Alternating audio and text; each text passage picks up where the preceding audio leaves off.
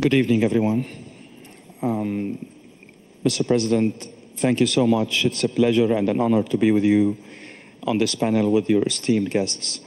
If anything, the St. Petersburg International Economic Forum is again and again proving itself as a pivotal platform for the discussions around global economy, global trends, and geopolitics. So there is no better time than now than being here and discussing what we are going to discuss after listening to these speeches, one by you and the rest by your esteemed guests. Thank you again. Thank you so much. And this is a very interesting panel if you look at the structure of the panel. We have China, we have Indonesia, very important country from the ASEAN, we have Russia, we have Bahrain, a very important and vibrant GCC country, and then we have South Africa, which is a founding member of the BRICS. And still some people would say Vladimir Putin is isolated. So I don't know if this panel says something, it's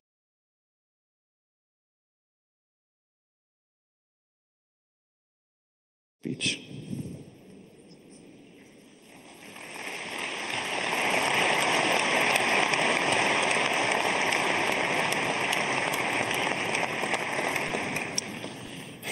Уважаемый господин Праbowo Subianto, Ваше Высочество шейх Насер, уважаемый господин Дин Сюасян, уважаемый господин Пол Машетили, дорогие друзья, дамы и господа, приветствую всех участников и гостей 8-го Петербургского международного экономического форума.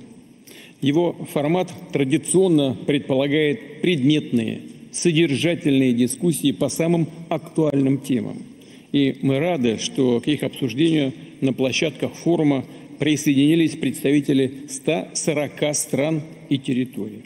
В нынешнем году в числе таких тем, они все важны, ну, как в таких случаях коллеги говорят, в числе дискуссионных треков, качество роста в условиях многополярного мира и больших вызовов.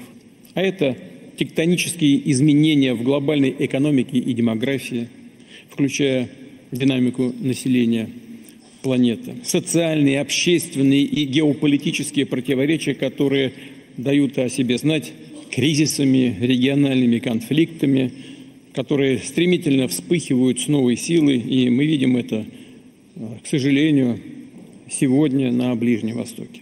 Наконец, это изменение климата и острые экологические проблемы, требующие ответа. И, конечно, переход к новому технологическому укладу, основанному на цифровых платформах, искусственном интеллекте и автономных системах, способных принимать решения даже без участия самого человека.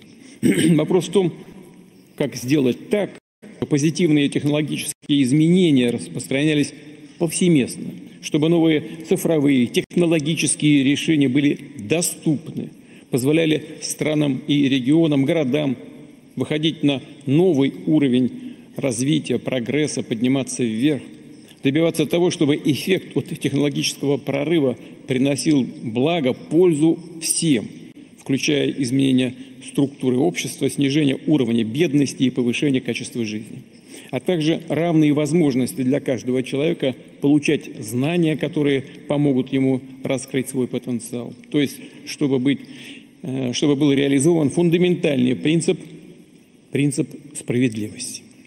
В ходе своего выступления остановлюсь на том, какие задачи стоят перед нашей страной, перед Россией в этих сферах, что мы делаем для их решения вместе с бизнесом, научными и общественными объединениями, а также о том, какие предлагаем подходы, чтобы поддержать экономический рост не только в нашей, но и создать совместные механизмы глобального и регионального развития в партнерстве с дружественными нам странами. Начну с текущего состояния российской экономики. Несмотря на сложный внешний фон, ВВП России в последние 2 года прибавлял более 4% ежегодно, то есть рост темпами выше среднемировых.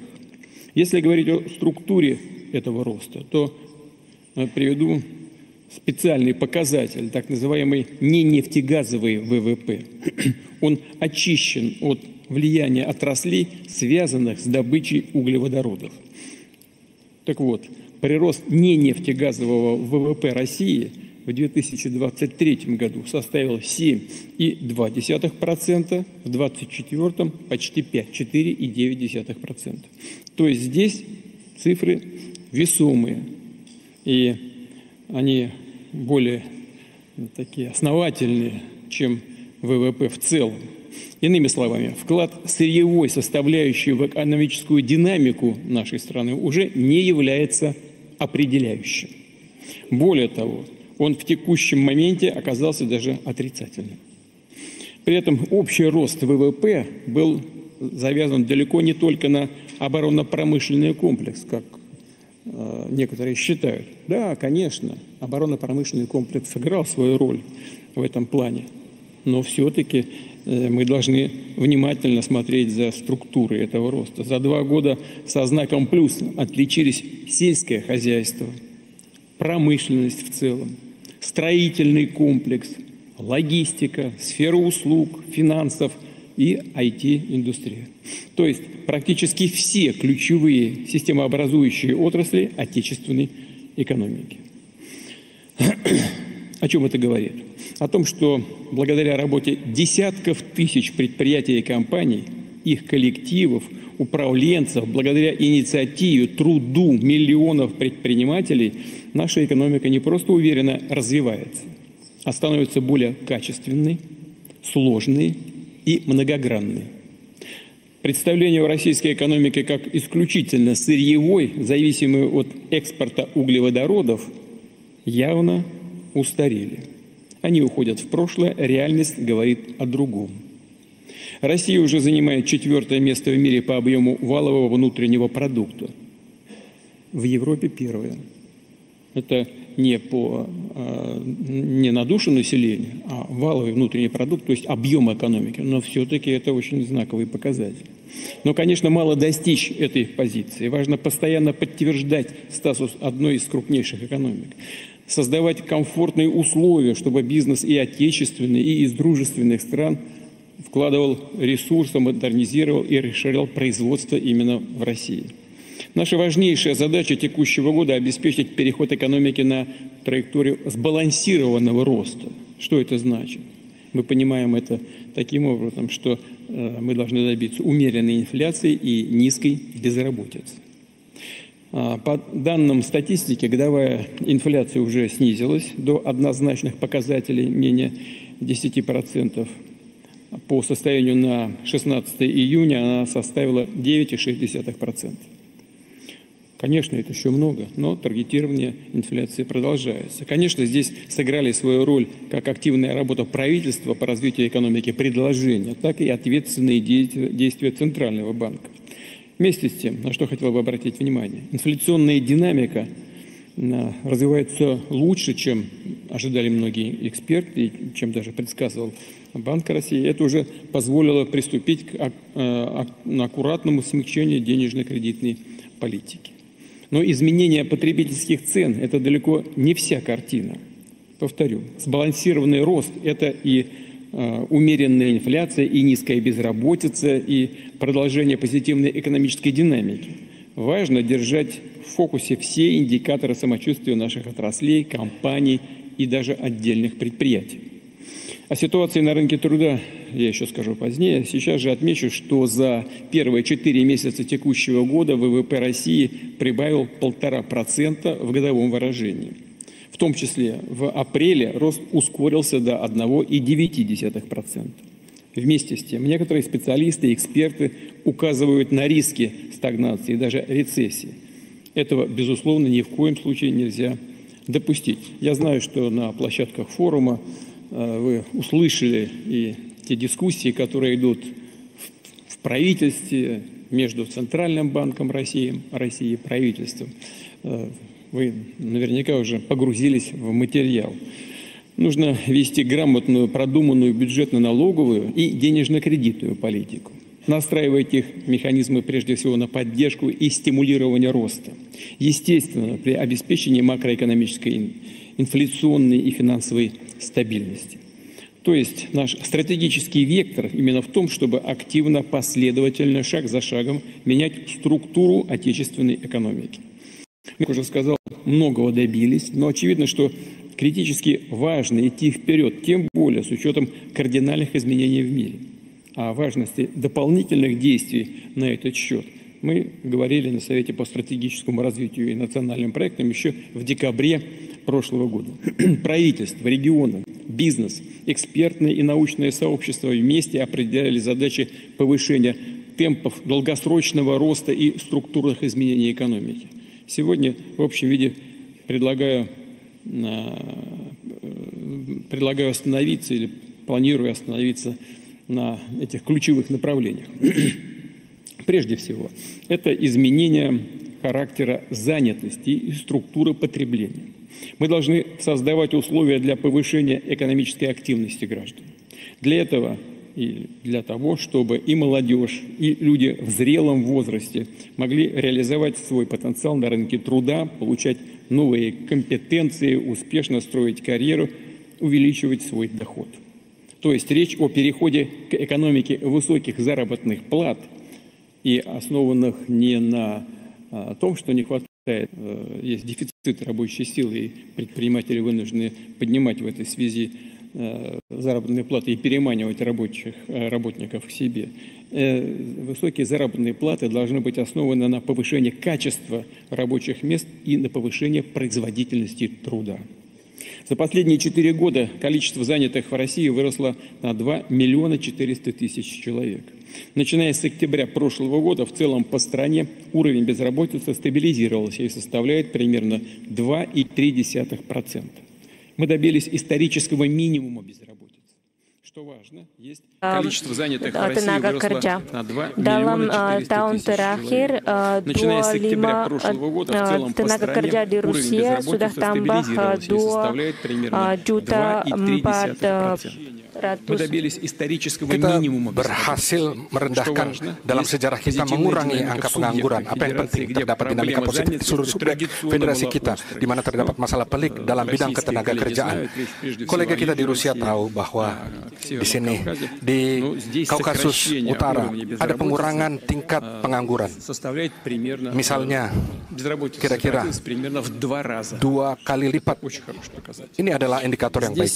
Di sini, bekerja dengan baik dengan tepat kebijakan stimulus bagi ekonomi makro dan usaha aktif pemerintah daerah dengan dukungan program federal tentu saja dalam bidang ketenaga kerjaan. Juga yang tak kalah penting yaitu implementasi solusi teknologi secara luas seperti misalnya platform ketenaga kerjaan dan pasar digital atau marketplace. Terlebih lagi untuk kolega kita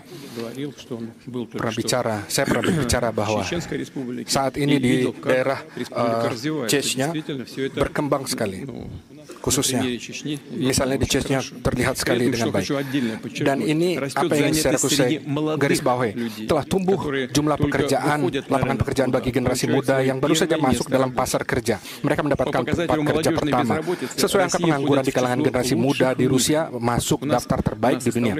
Di Rusia itu berada pada 7,5%. Sebagai contoh, seperti Prancis, Inggris, angka pengangguran kaum muda berada di angka 16 dan 11%.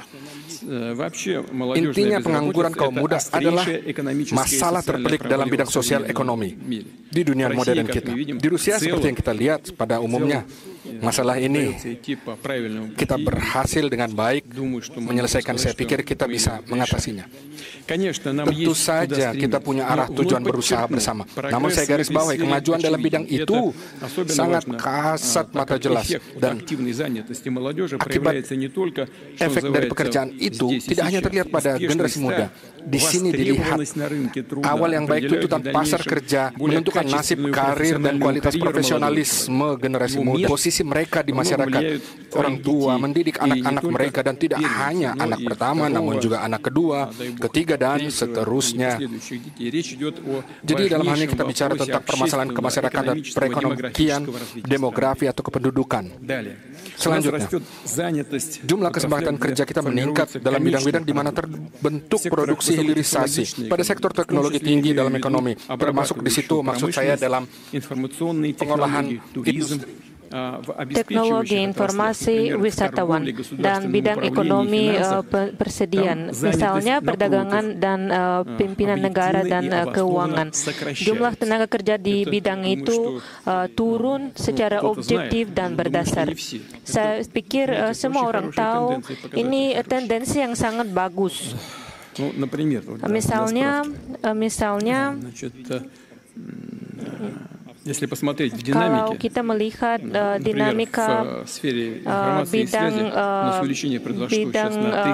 informasi, tenaga kerja di bidang itu naik lebih dari 350.000 orang, dan di industri pembuatan lebih dari 10%, dan di bidang wisatawan dan perdagangan tenaga kerja turun lebih dari 3%. Jadi tendensi ini memperlihatkan perubahan yang sangat penting, dan kita mau menggunakan alat platform digital selanjutnya juga. Dan tentu saja kita harus memberi orang yang bekerja di bidang ini alternatif yang baik. Untuk itu kita akan menstimulasikan penciptaan tempat kerja yang lebih modern dan menarik dan yang cocok untuk mode teknologi yang baru. Untuk memenuhi kebutuhan orang, kita harus memperbaiki undang-undang tenaga kerja untuk mencocokkan semua perubahan ini. Saya minta Duma negara untuk menyetujui semua perubahan secara cepat. Saya ulangi, tempat kerja dan tenaga kerja yang bermutu tinggi dan strukturnya baru adalah kunci untuk meningkat pendapatan warga negara, dan ini masalah yang agak sulit, tapi kita sudah mengadakan banyak untuk memecahkan masalah itu, dan kita sudah mencapai nilai keturunan kemiskinan yang rekor di negara kami di dalam sejarah. Pada akhir tahun yang terakhir nilainya 7,2. Квартала текущего года по сравнению с тем же показателем год назад численность граждан с доходами ниже прожиточного минимума сократилась более чем Misalnya pada kuartal pertama tahun ini jumlah warga miskin sudah turun lebih dari 2 juta orang. Dan pada tahun 2000 taraf kemiskinan adalah 29%.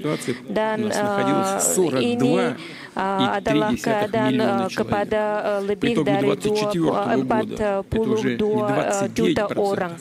Dan tahun terakhir pada tahun 2024 sudah ada 7,2% saja, atau 10,5 juta orang.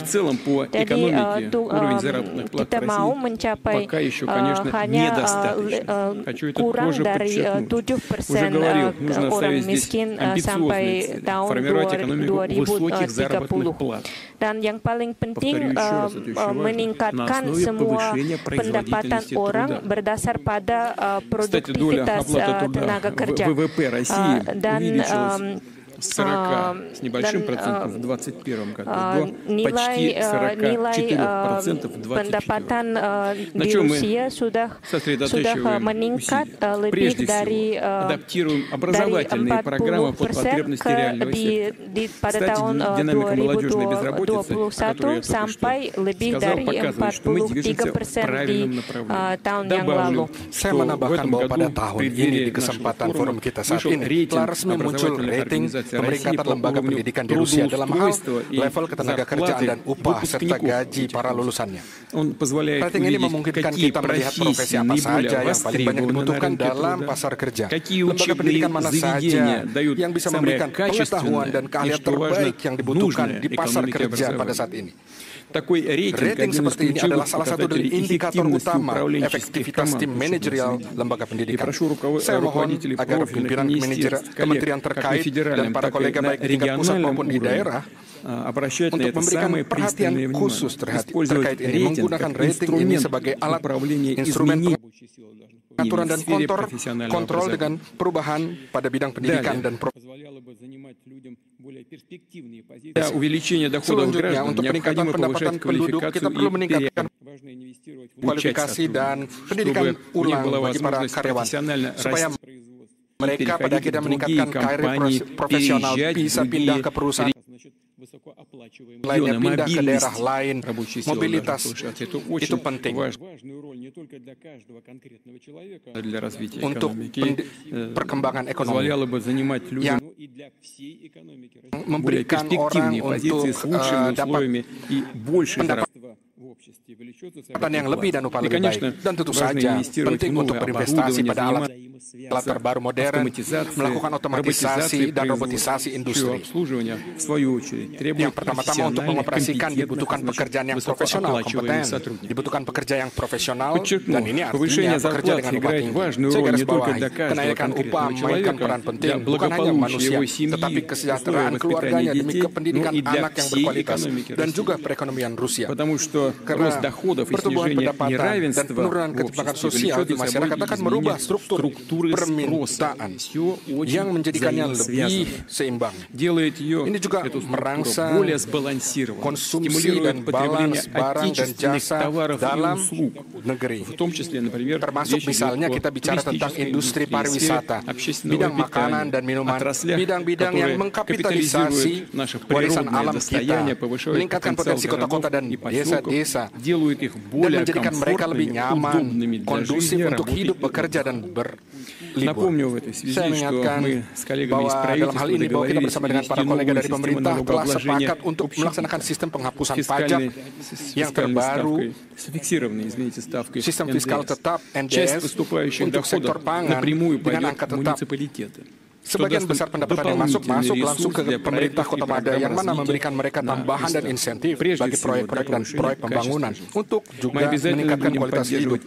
Kita wajib meningkatkan menyokong industri ekonomi kreatif yang terkait dengan ilmu pengetahuan, budaya, seni, dan kreativitas, termasuk juga bidang seperti arsitektur, desain, teknologi, musik, dan penerbitan, dan lain-lain.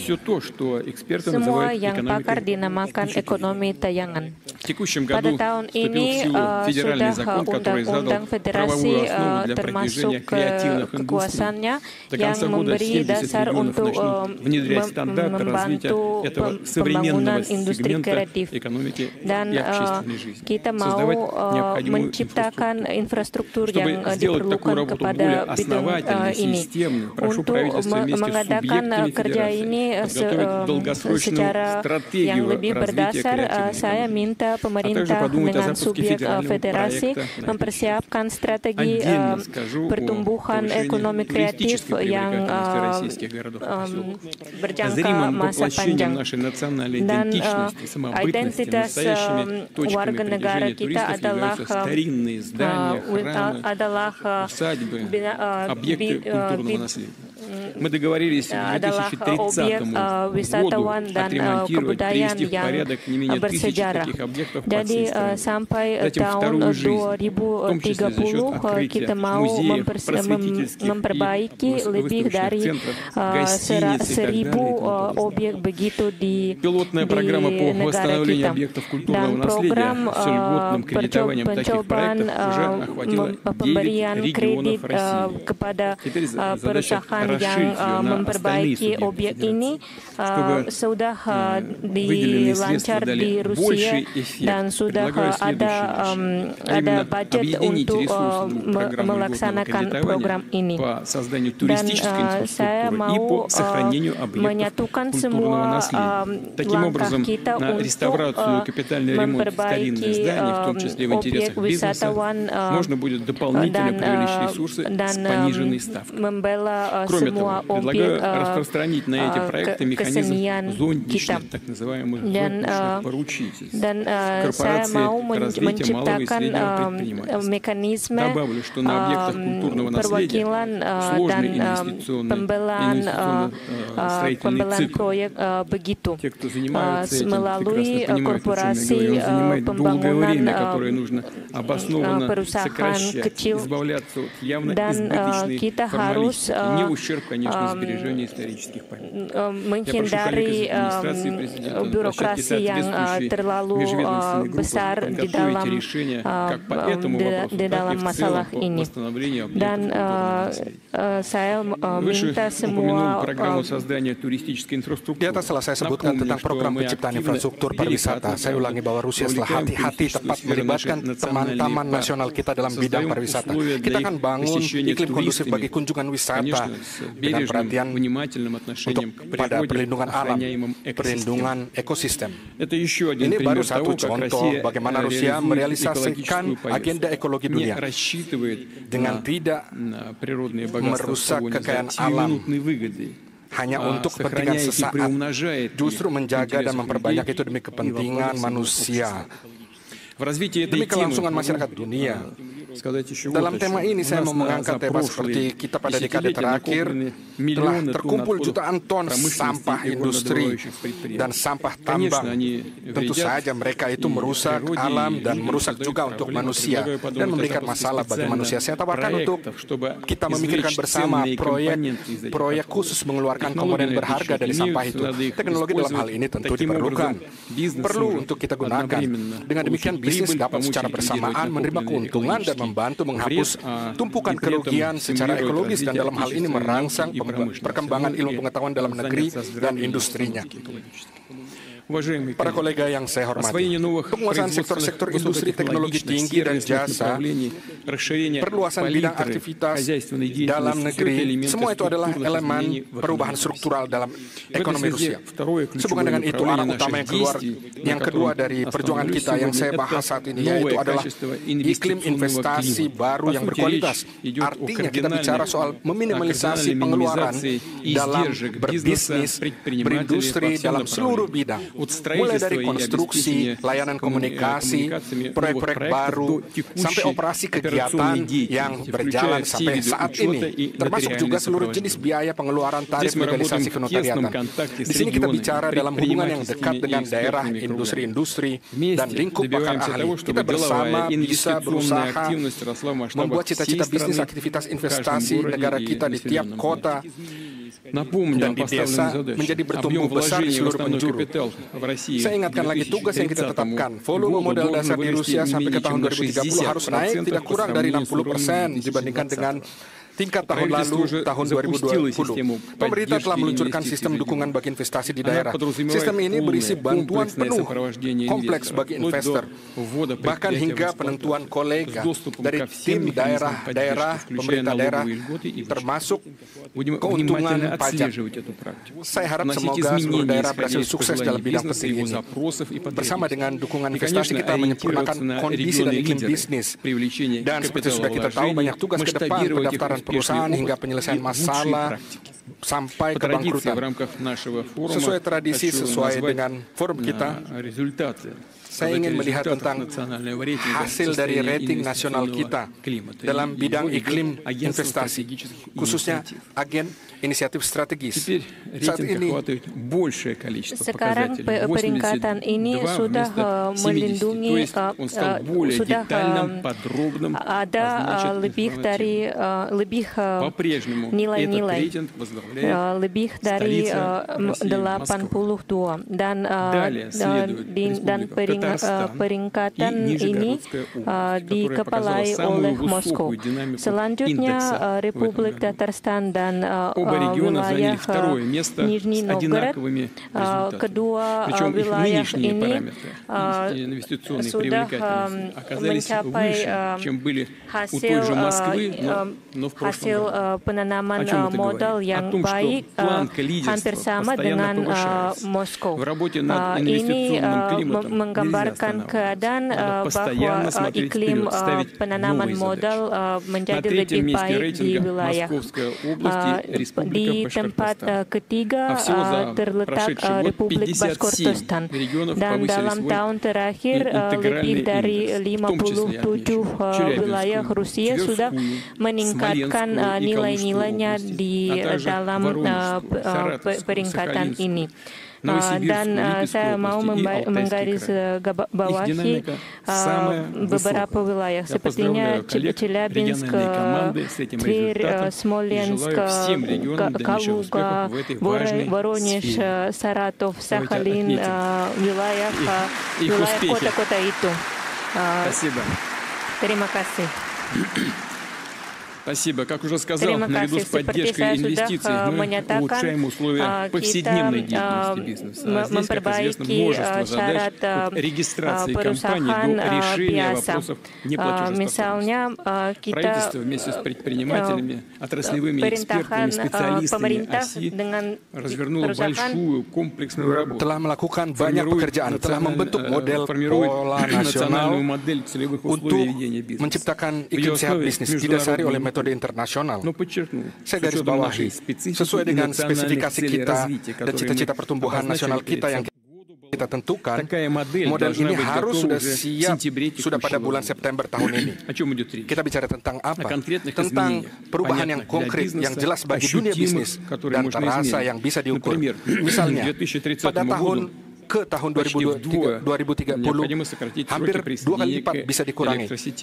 Misalnya untuk tenggang waktu penggabungan ke jalur listrik, atau lebih dari 1,5 kali untuk menghemat waktu yang dihabiskan untuk persiapan dan memasukkan aplikasi dalam pembayaran pajak. Orientasinya untuk model nasional agar pada tahun 2030 nanti Rusia menjadi masuk daftar 20 negara terdepan dunia dalam bisnis dengan mempertimbangkan metode internasional ini. Misalnya ini juga akan berguna bagi masyarakat kita dan partner kita dalam rangka BRICS. Yang paling penting agar iklim bisnis kita memberi kesempatan memperluas dan menguatkan dasar ekonomi kita menjadi lebih kuat. Dan dalam hal itu secara dinamis juga dan meningkatkan tujuan dengan jelas untuk peningkatan produk barang dan jasa. Pergerakannya seperti dalam pasar domestik dan dalam pasar ekspor. Saya garis bawahi bahwa kekuatan daya saing dalam negeri, industri pertanian, bidang jasa, dan banyak bidang lainnya harus didasarkan dalam teknologi dalam negeri kita sendiri. Itu adalah jalur ketiga untuk perubahan struktural ekonomi kita. Ekonomi kita harus menjadi lebih berteknologi. Dan itu bukan hanya harapan. Ini adalah tuntutan yang penting objektif pada saat ini. Panggilan atau tantangan pada saat ini yang harus kita lakukan adalah kita harus menjadi lebih kuat. Kita sudah melihat di depan mata kekuatan besar untuk membuat era baru perubahan teknologi.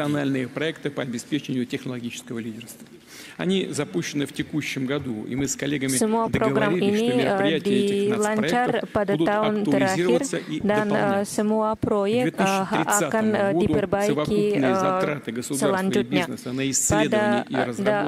Sampai ke tahun 2030, semua pembelanjaan negara dan bisnis atas penelitian dan pembangunan dan pembuatan teknologi harus tumbuh tidak kurangnya dari 2% PDB. Dan pembaruan teknologi ekonomi Rusia adalah visi dana lebih dari 20 jabatan dana dan institut pembangunan di Rusia. Tetapi ada masalah bahwa banyak institusi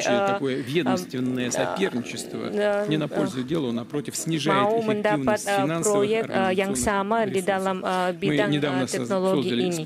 Jadi tidak lama masa yang lalu kita sudah menciptakan grup kerja yang khas untuk memperkembangkan semua teknologi di Rusia dan untuk mengordinasi semua langkah institusi yang bermacam-macam di Rusia. Dan dalam 2 tahun yang terakhir ada banyak permintaan dari perusahaan untuk membuat teknologi baru sepertinya teknologi komputer, perobatan, dan yang lain. Tetapi yang penting tidak membuat alat yang baru, tapi juga mengeluarkan dan memasukkannya ke masyarakat. Jadi pemerintah akan mengontrol proses ini sendiri. Saya tambahi, ini menurut saya penting agar pemerintah menyiapkan laporan tahunan khusus tentang dinamika perkembangan teknologi Rusia, di mana di situ termasuk akan dinilai tingkat terbaru kedaulatan teknologi nasional kita dan solusi yang terdepan dalam menuju kekuatan teknologi, dan juga tempo implementasinya dalam bidang-bidang ekonomi. Sayangnya, tingkat saat ini, tingkat komersialisasi, penemuan ilmu pengetahuan alam dan di bidang universitas tidak begitu tinggi, dan itu harus didukung oleh kampus-kampus dan lembaga-lembaga ilmu pengetahuan. Hanya 1 penemuan dari 100 lembaga pendidikan. Itu sangat sedikit, tidak cukup, dan diperlukan tindakan yang lebih aktif di antara lembaga pendidikan, institut, dan dunia bisnis. Harus mendukung satu sama lain. Program universitas industri ada di Rusia dalam rangka dunia bisnis yang berpengalaman telah bekerja sama dengan para mahasiswa yang berspesialisasi dalam bidang-bidang tertentu, menyiapkan solusi teknologi dan produksi teknologi. Pada hasil yang pertama-tama yang sudah ada dalam proyek ini telah diundang lebih dari 270, diberikan 270 juta rubel untuk melakukan program ini, dan pada tahun ini jumlah kampus telah meningkat 2 kali lipat. Saya memohon kepada pemerintah untuk memikirkan untuk memperbesar mekanisme ini untuk melakukan kerjasama dalam seluruh tingkat, mulai dari penciptaan ide proyek sampai realisasi bisnis. Yang penting juga di sini mereka harus meningkatkan atau membantu meningkatkan pasar IT, khususnya untuk memperluas kemungkinan untuk melakukan kredit melalui paten dan juga tanda paten. Mereka harus menjadi realitas untuk dunia bisnis yang membantu untuk mengimpuls dunia bisnis untuk pembangunan industri IT. Ini adalah melebihi sebanyak 12% daripada tahun yang terakhir. Kita akan mendukung merek Rusia yang baru.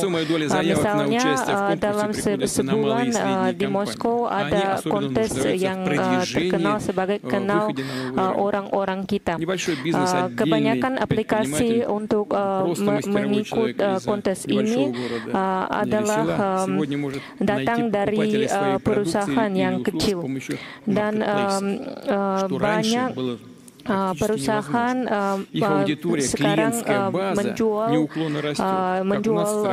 produknya di marketplace.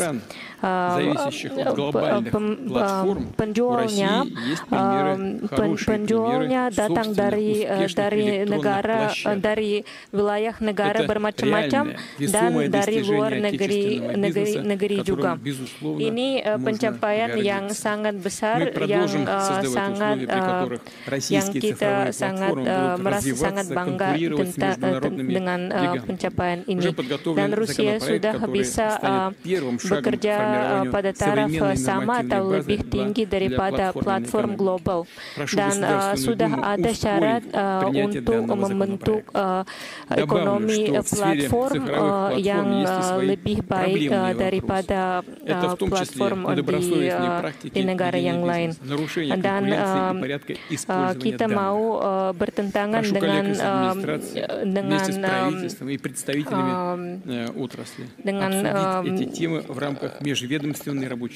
kita mau berlangsung berbicarakan masalah-masalah yang ada di dalam bidang ini di Duma negara, dan pada waktu sama kita mau bekerja lebih banyak dengan bidang perdagangan offline juga. Dan sekarang kita mau memperbaiki bidang perdagangan tradisional juga, dan tetapi sekarang yang paling penting itu menyesuaikan syarat perusahaan dengan kebutuhan ekonomi platform. Dan kita harus mempergunakan semua kemungkinan ini kepada perusahaan kecil.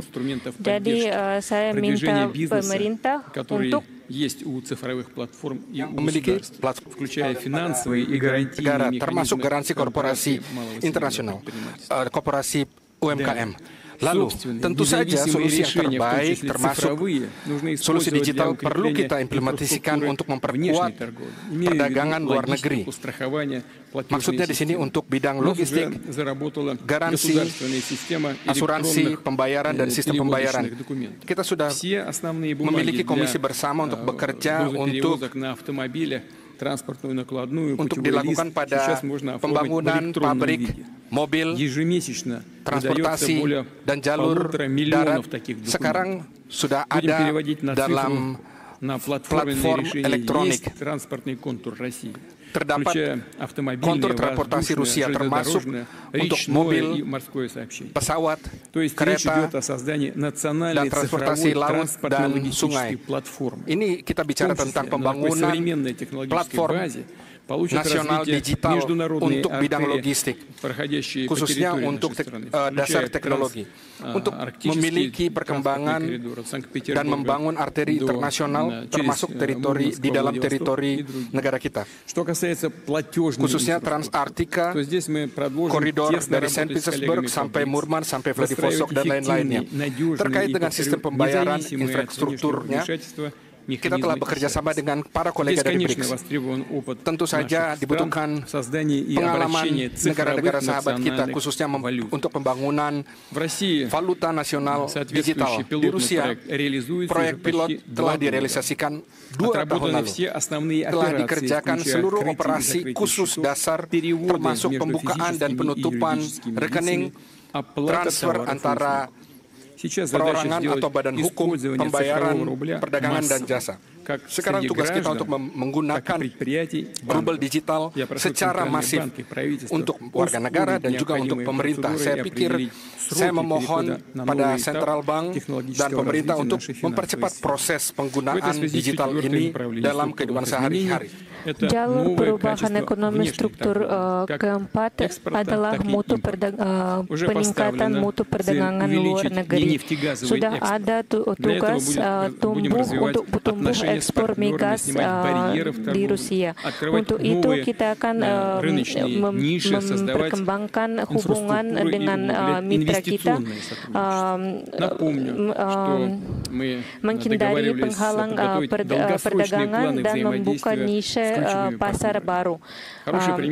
Dan misal yang bagus kerja seperti ini adalah rencana strategis, rencana kerjasama strategis dengan Republik Masyarakat Cina sampai tahun 2030. Dan rencana seperti ini sudah dibahas dengan India.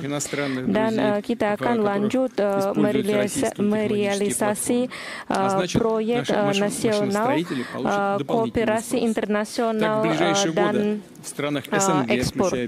Dan pada tahun yang akan datang kita bekerja sama dengan negara-negara dekat kita, yaitu Belarusia, Uzbekistan dan Kazakhstan, dan juga di Turki dan Vietnam. Dan kita akan mengadakan proyek besar di bidang energi, termasuk energi nuklir dan industri pembuatan. Dan tambahannya ekspor yang non migas itu adalah hanya bagian yang kecil dari tugas perdagangan luar negeri kita. Dan semua tugas yang ada di depan kita ada banyak tugas. Dan di Rusia kita mau bekerja dengan tugas untuk berkonsentrasi untuk membuat teknologi yang lebih sulit dan produk dan jasa yang lebih sulit. Dan kita mau memindahkan pembuatan teknologi yang lebih sulit ke negara kita. Dan syarat ini akan membantu membuat saya tugaskan pemerintah bersama untuk melakukan pekerjaan konkret kita dalam bulan-bulan depan ini. Kolega yang saya hormati, keuangan infrastruktur adalah sektor real dalam ekonomi Rusia. Dan dibutuhkan kecepatan dan tanggapan yang cepat terhadap ancaman luar dan kebutuhan dan perubahan pemerintahan untuk warga negara kita dan bagi partner luar negeri kita. Pendekatan ini secara penuh kita lakukan bukan hanya untuk warga negara, sektor warga negara, tetapi juga ke sektor pertahanan dan keamanan. Dan secara kardinal, perubahan di sini adalah arah kelima dari pembaruan ekonomi kita dan secara umum perkuatan kedaulatan kita. Prinsip kunci di sini adalah pertama, teknologi dalam seluruh tahap dari pengolahan dan industri logistik, pembelian dan jaminan sektor-sektor terkait. Kita perlu menganalisa dan menganalisa inovasi teknologi dalam seluruh sektor dan dengan cepat mengimplementasikan dalam bidang pertahanan keamanan. Di mana dimungkinkan kita harus juga menghubungkan dengan sektor warga negara. Saya katakan lebih dari itu. Kita harus pergi keluar dari kotak kita, khususnya untuk mengembangkan sektor industri kompleks pertahanan keamanan dan segmen warga negara yang harus memiliki dua fungsi. Kita tidak perlu terlalu banyak memikirkan yang lain. Yang dibutuhkan dalam bidang logistik, laut, dan udara, untuk kedokteran, peralatan kedokteran. Kita perlu keluar dari pembagian perusahaan, pembagian konsep perusahaan pertahanan keamanan dan perusahaan biasa. Situasi ini berkembang bahwa ini lebih bersaing. Teknologi tinggi dan holding teknologi tinggi harus bisa memutuskan masalah khususnya dalam bidang pertahanan keamanan dan bidang kemasyarakatan. Yang kedua itu kecepatan perubahan itu sendiri. Leader bisnis dunia, khususnya perusahaan-perusahaan kita di Rusia, waktu demi waktu merealisasikan produk mereka untuk mengurangi waktu produksi dan bahkan dalam bulan, hitungan bulan. Bukan hanya bulan, tetapi dalam hitungan minggu dan bahkan hitungan hari. Bidang pertahanan keamanan harus berorientasi khususnya untuk standar itu. Yang ketiga adalah kemudahan untuk berubah. Ini kita bicara tentang peningkatan peran para komandir atau kepala staf militer kita untuk industri militer kita, khususnya untuk pengambilan keputusan untuk implementasi teknologi. Justru saya pikir para kolega kita, khususnya dalam seluruh sektor, saya pikir semua setuju dengan pendapat saya. Kita perlu agar semua ini bisa dilakukan dengan cepat.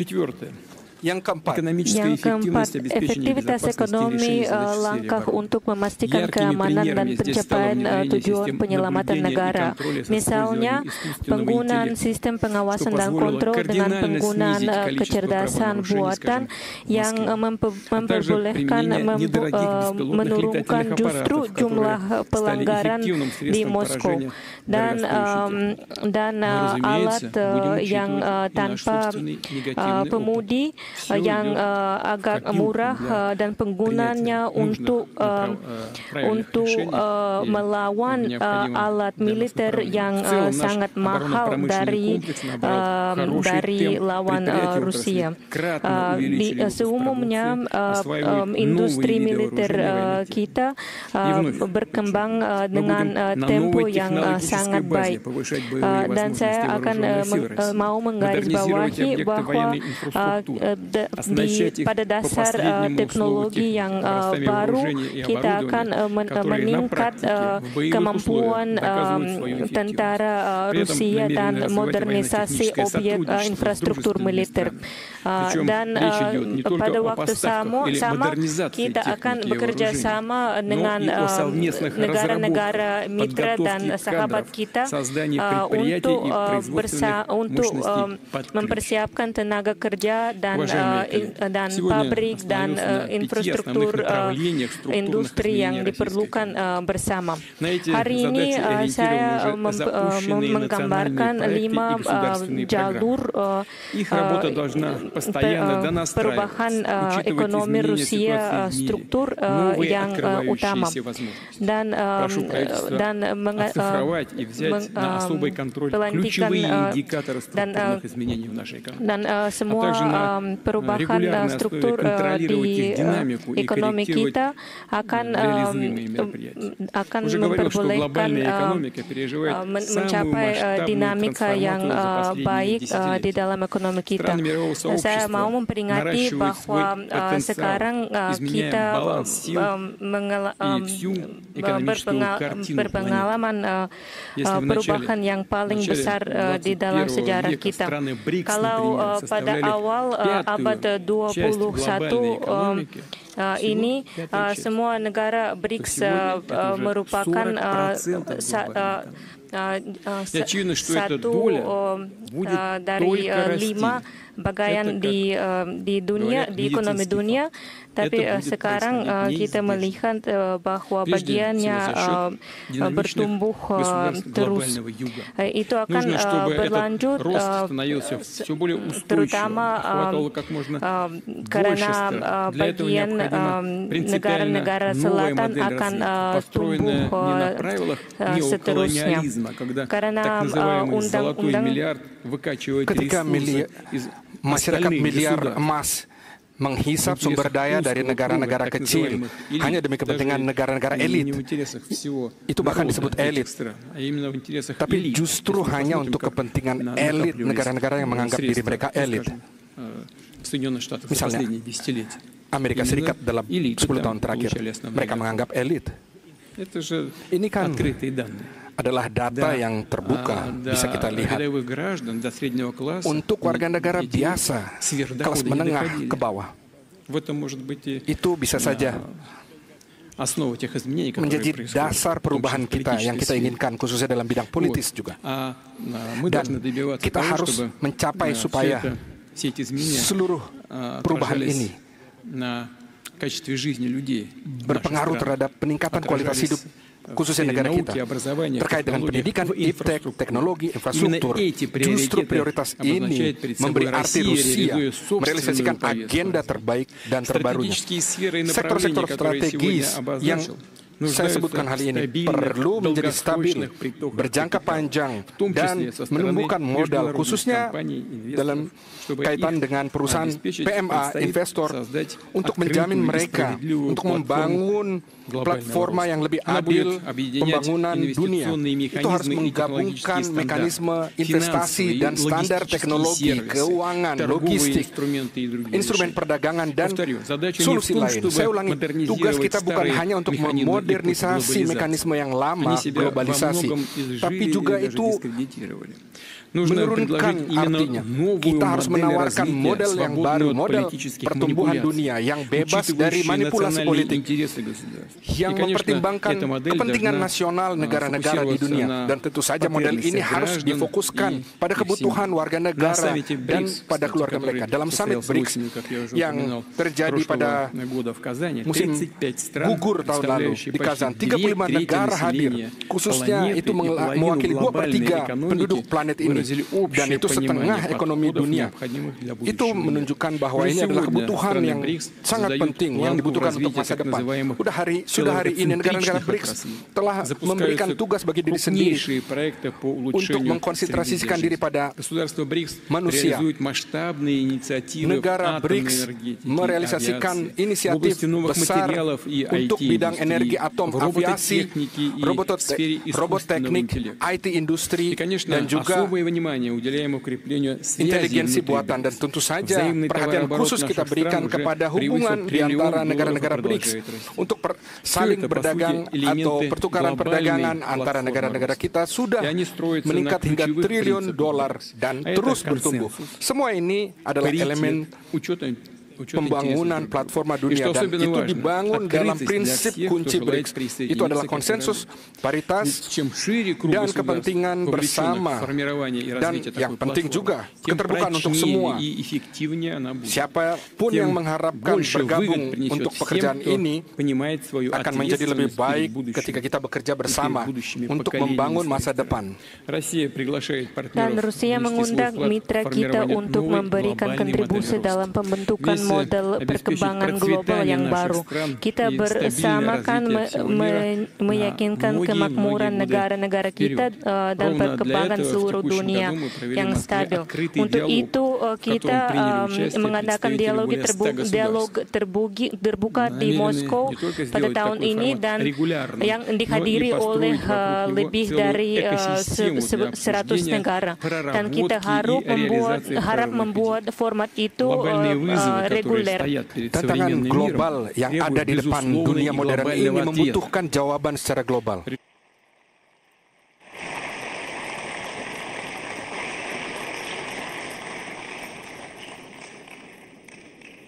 Mr. President, thank you so much for the speech that actually set the stage for a very interesting debate. After the rest of the speeches, I give the floor to the President of the Republic of Indonesia, Prabowo Subianto.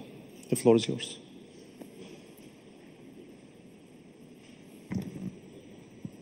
Your speech.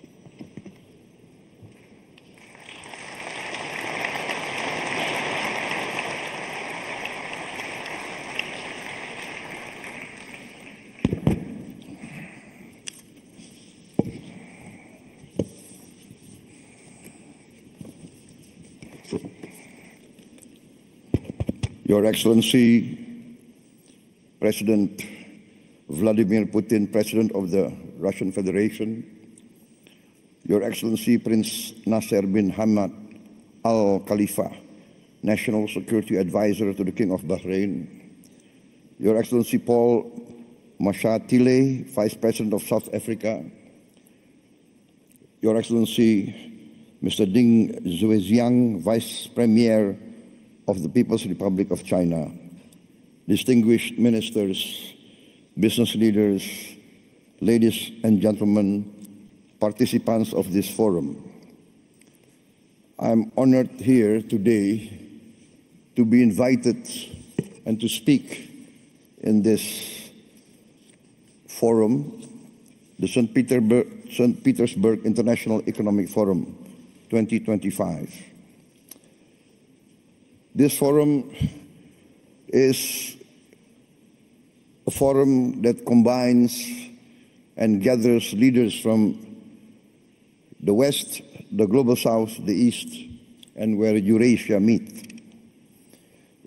Indonesia views the summit as an opportunity to forge strategic trust, an opportunity to make deals in an increasingly complicated geopolitical situation. Deals that can benefit our shared survival and our shared success. On this occasion, I would like to introduce myself. I am Prabowo Subianto, President of the Republic of Indonesia. I've just been inaugurated on 20th October 2024. And this was my first International Economic Forum, so I apologize if I'm a bit nervous.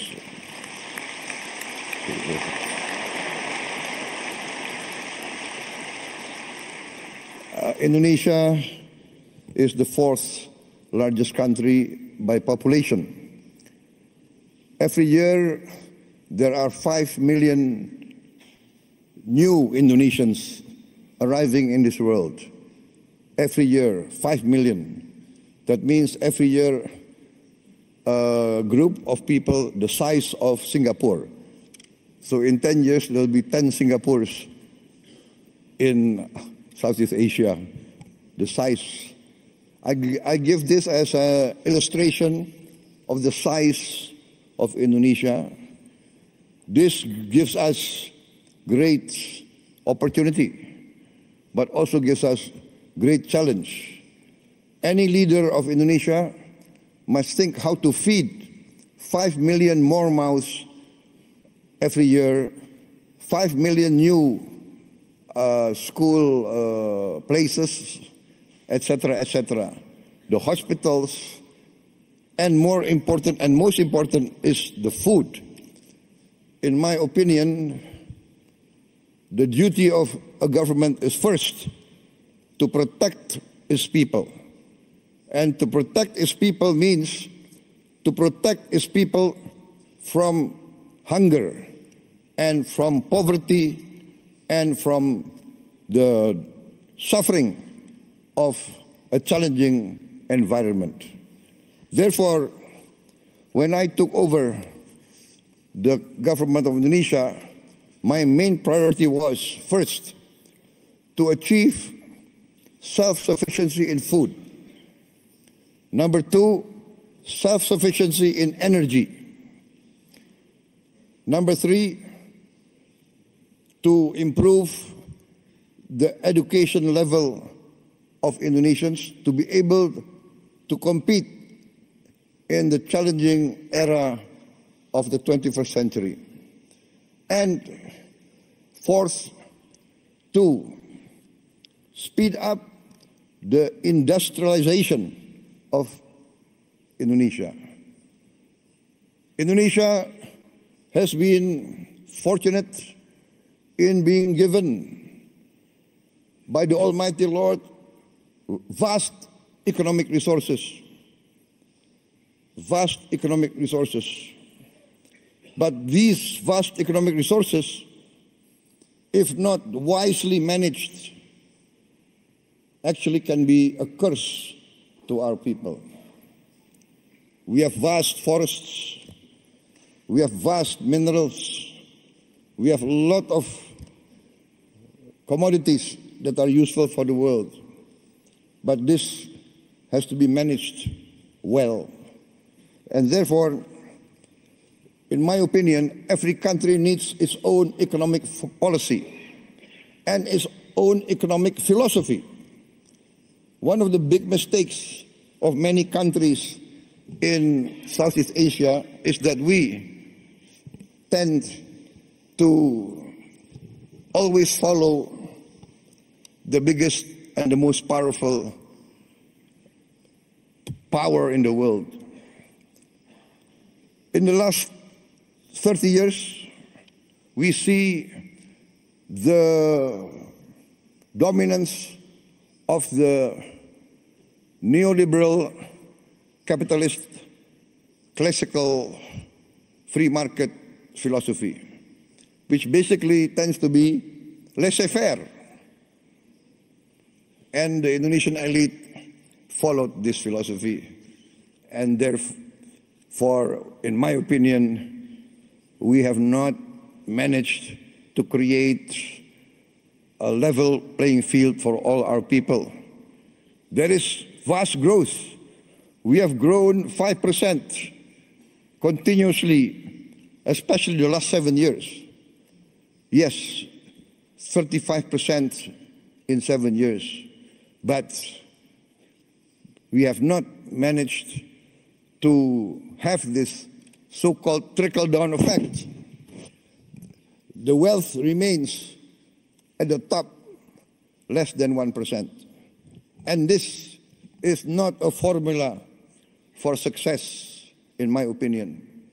Therefore, my position is this, that each country must follow its own economic philosophy. The economic philosophy that is in tune and that can be accepted by each country's culture and each country's background. Therefore, I have chosen the path of compromise, the path of the best of socialism and the best of capitalism. Pure socialism, we have seen, does not work. It's utopia. Pure socialism, we see many chances and many cases people do not want to work. Pure capitalism results in inequality, results in only a small percentage enjoying the fruits of the wealth. But our path is the path of the middle way. We want to use the creativity of capitalism, innovation, initiative. Yes, we need that. But we need government intervention to overcome poverty, overcome hunger, to intervene and to protect the weak. Because there's a danger in developing countries like Indonesia of what we consider the danger of state capture. The collusion between big capital business and government officials and political elite. In the end, the collusion between these two groups does not result in the alleviation of poverty and the widening of the middle class. Therefore, we have chosen the philosophy which, in essence and in simplicity, can be reduced to one sentence. The greatest good for the greatest many. That is our philosophy. Our government must work to bring the greatest good to the greatest many. And in this case, we have to have a clean government, free of corruption. And this, I think, is the key of rapid development. I am proud to stand here before you. In my 7 months of administration, we have achieved an increase in rice and corn production of around 50%. And this is the greatest increase production in the aggregate in the history of the Republic of Indonesia. And we have now in our government warehouses 4.4 million tons of rice, which is the largest reserve in the history of the Republic of Indonesia. in just a few months of my administration. We increased efficiency, we fight very strongly against corruption, we deregulate, we cut all the regulations which increase inefficiency, and we have seen the rapid results. I believe that if Indonesia can play a good role, a positive role in international relations, for instance, our participation in BRICS, we thank the government of Russia for supporting us to be a member of BRICS very fast. I think we are one of the fastest members to be accepted in BRICS. Also, Madam President, former President of Brazil and President of the New Development Bank, we are also accepted into the member of New Development Bank, also very fast. We thank also the government of China for supporting us and the government of South Africa. And we believe that together BRICS can contribute significantly to stability, prosperity of the world.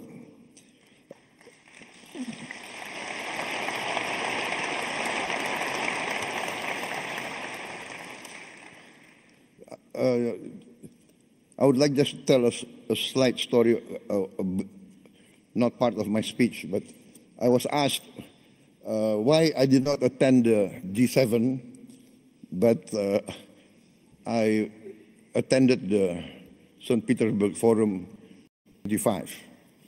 And it's not because I did not respect the G7, it's because I gave my commitment to attend this forum before they invited me. So that's the only reason.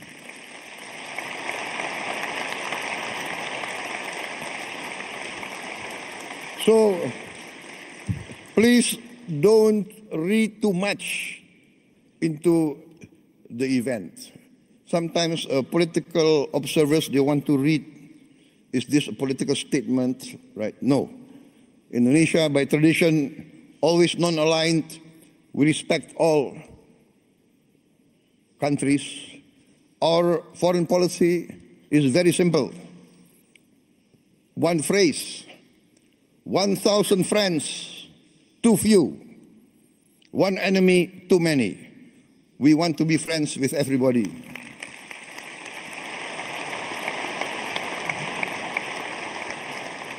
Only with friendship, collaboration, can we achieve prosperity. So thank you very much, President Putin, for inviting me.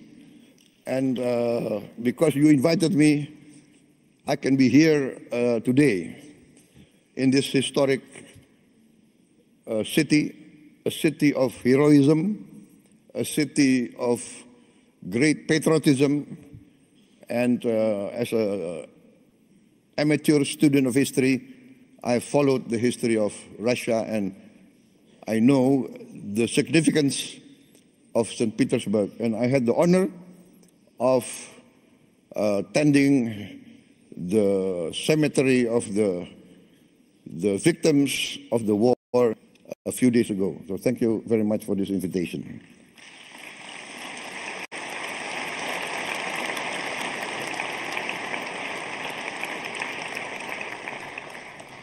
For many times I have said in many forums that Indonesia has chosen the path of non-alignment. We consider that this world must develop into a multipolar world and is developing towards a multipolar world. The world of unipolar centrality is past. This is the trend of history. This is what's happening in front of us. And so I value very much the leadership of Russia and the leadership of also China. And I want to be very frank. in the present world, in the global south, I think many from the global south will agree with me. Russia and China has never had double standards. Russia and China has always defended the downtrodden, has always defended the oppressed, has always fought for the justice of all peoples of the world. So I say this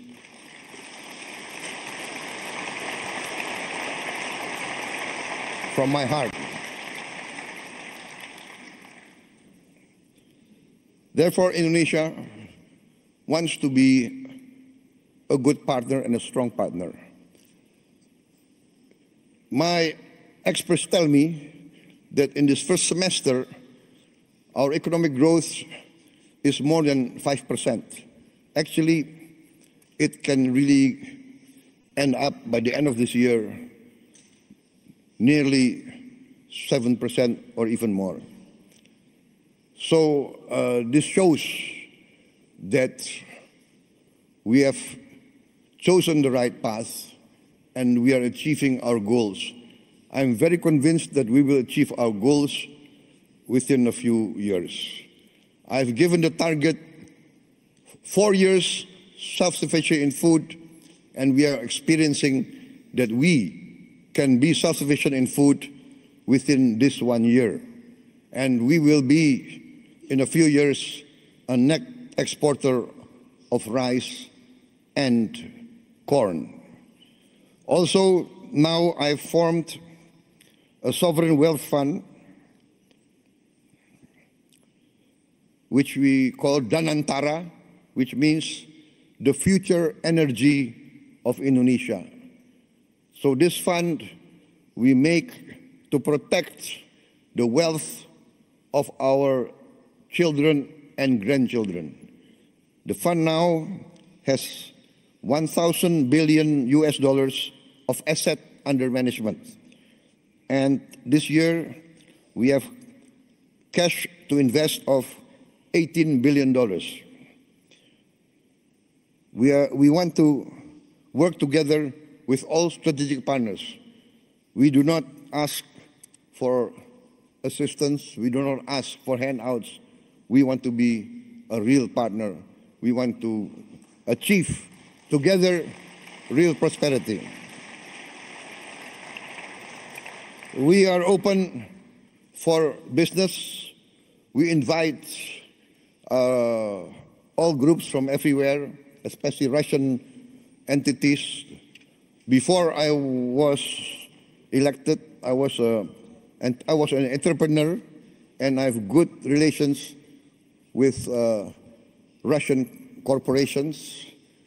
My brother has been active in this area for many, many years, I think more than 2 decades.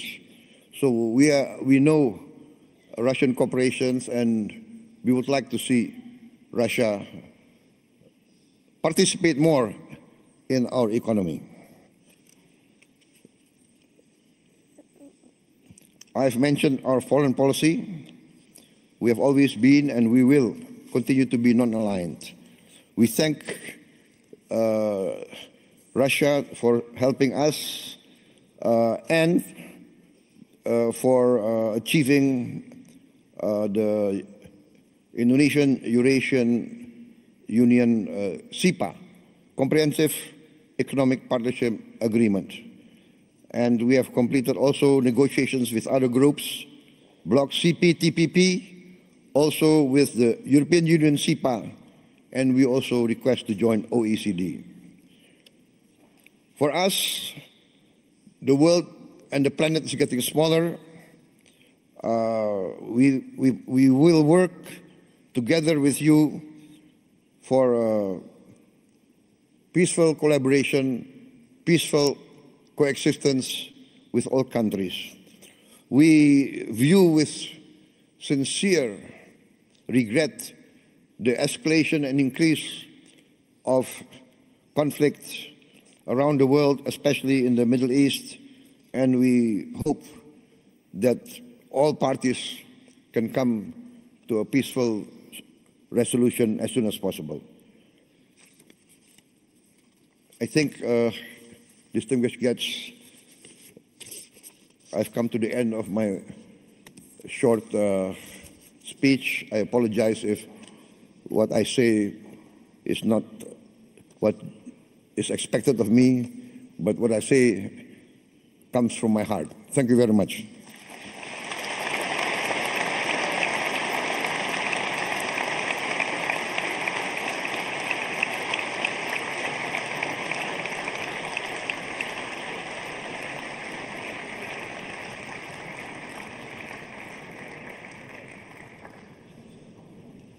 Thank you, President Subianto, and I'm not sure this is your first speech. It doesn't look like, actually. You did a great job. Thank you so much. I'll give the floor to the representative of His Majesty, the King of Bahrain for Philanthropy and Youth Affairs, National Security Advisor, Commander of the Royal Guard of the Kingdom of Bahrain, and the honored guest of this year's forum, Sheikh Nasser bin Hamad Al Khalifa. The floor is yours.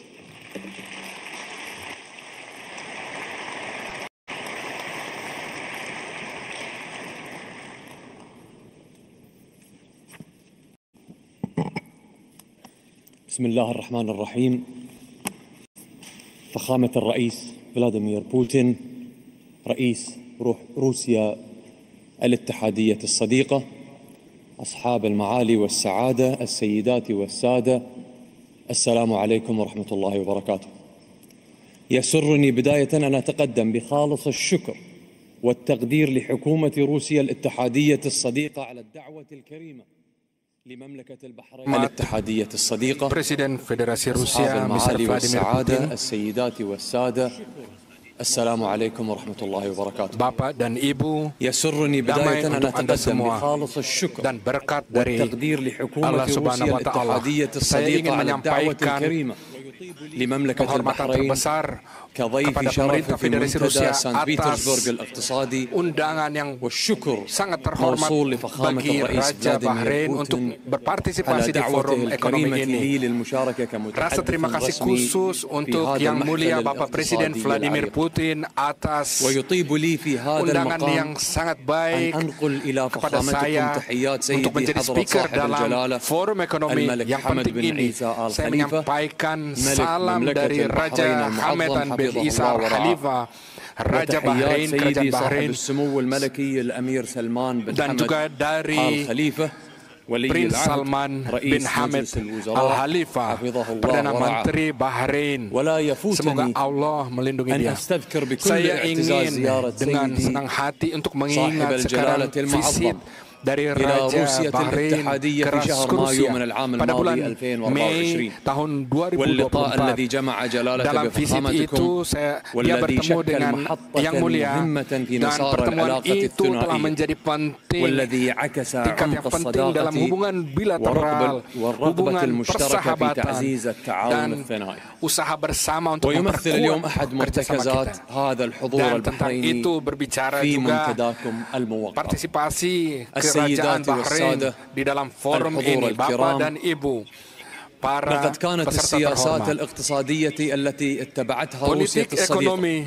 بقيادة yang الرئيس dilakukan oleh فلاديمير sahabat بوتين Rusia kita di محركا bawah Presiden رئيسيا في Putin تعزيز merupakan الاستقرار والنمو والاقتصادي driver في dasar روسيا untuk والمنطقة، pertumbuhan ekonomi حيث لعبت هذه stabil السياسات dari دورا Rusia. حيويا Kebijakan في ini تحفيز memainkan peran قطاعات penting untuk استراتيجية pertumbuhan لا سيما الطاقة sektor-sektor والصناعة، strategis penting مما khususnya انعكس dalam بشكل bidang energi dan إيجابي على industri. البيئة Tentu saja الاستثمارية itu الدولية. memberikan peran penting وقد dalam استطاعت روسيا تعزيز arena علاقاتها iklim الاقتصادية investasi dunia. مع دول Rusia المنطقة memperkuat hubungan والعالم، ekonominya dengan ما negara-negara أسهم di في region خلق kami dan فرص di negara-negara lain. تجارية جديدة Ini وجعلها memberikan شريكا sumbangan رئيسيا penting في untuk الاقتصاد membentuk العالمي. وفي هذا kemungkinan المقام ekonomi baru dan أطلب العذر penggunaan منك ekonomi فخامة الرئيس، itu di dunia أنا saat شاعر ini. وأحب Dan dalam hal الأشعار ini saya ingin ولا يطيب mengingat, لي إلا وأن أستذكر saya mohon maaf, ونستحضر saya كلمات الشاعر الروسي suka الكبير membuat puisi. Saya ingin ألكسندر mengingatkan بوشكين itu dari في قصيدته mengingat الشهيرة kata-kata dari النصب Alexander التذكاري، Pushkin dari حيث puisinya. يقول: Dia وسأبقى berbicara محبوبا dalam لدى puisinya, شعبي dan saya akan menjadi dicintai oleh bangsa, bahwa saya merasakan cinta itu, bahwa kebijakan ini yang dikatakan oleh Putin itu adalah kebijakan yang terkait dengan, yang terhubung dengan rakyat. Itu tidak diukur dengan angka.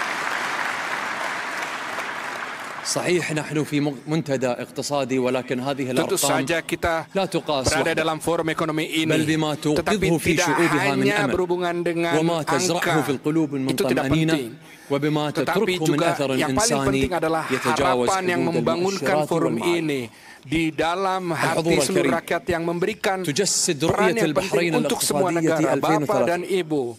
Ini adalah strategi Bahrain pada tahun 2030 yang diambil oleh kebijakan yang bijaksana oleh Raja, yang menentukan rangka hubungan ekonomi kita sampai ke 2030. Ini bukan hanya strategi, tetapi juga itu adalah rencana pembangunan berkelanjutan. Berkat keputusan itu, Bahrain masuk dalam jalan yang menjanjikan untuk mencapai balance yang optimal. Itu yang memberikan kesempatan bagi Bahrain untuk mengundang investasi asing dan memperkuat ekonomi dalam negeri dan potensialnya. Telah dilakukan inisiatif strategi untuk pembangunan seluruh sektor ekonomi, khususnya dalam bidang digital dan infrastruktur digital.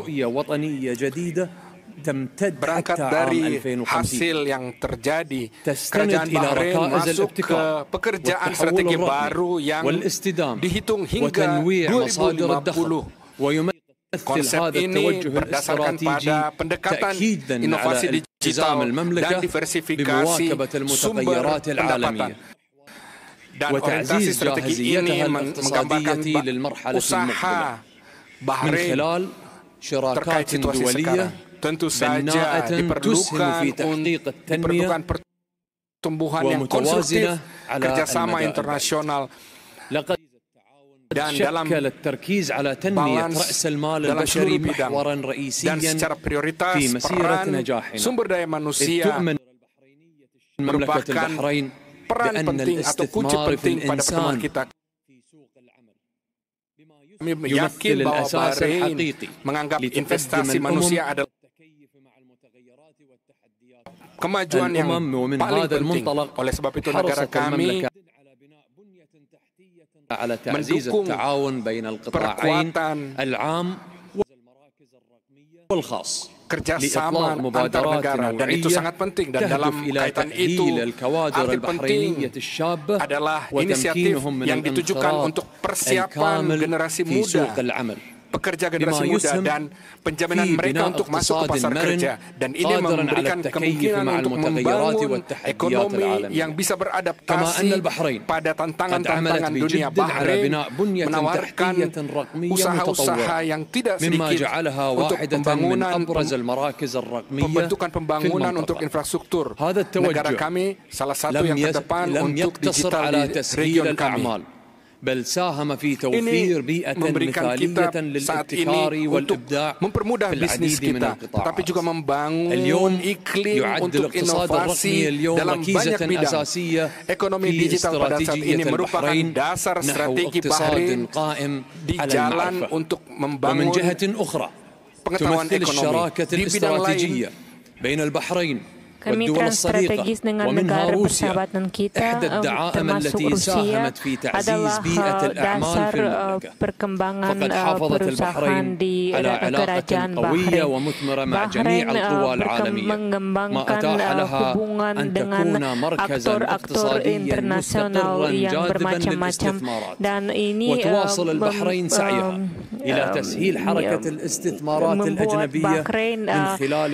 negara yang berminat dengan yang mengundang penanaman modal asing untuk membentuk keadaan perusahaan yang baik.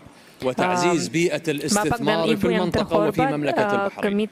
نولي أهمية بالغة لهذا الدور المحوري انطلاقا من إيماننا بأن الابتكار والإبداع ركيزتين أساسيتين لتحقيق التنمية الاقتصادية المستدامة.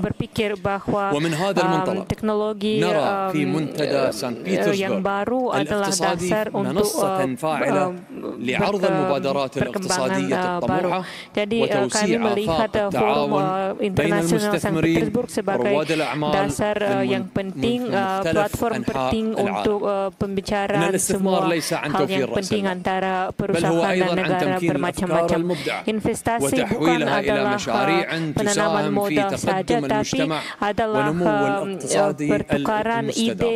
ومن هنا تأتي أهمية دعم الابتكار ورعاية رواد الأعمال لضمان تحفيز التقدم التكنولوجي والاقتصادي.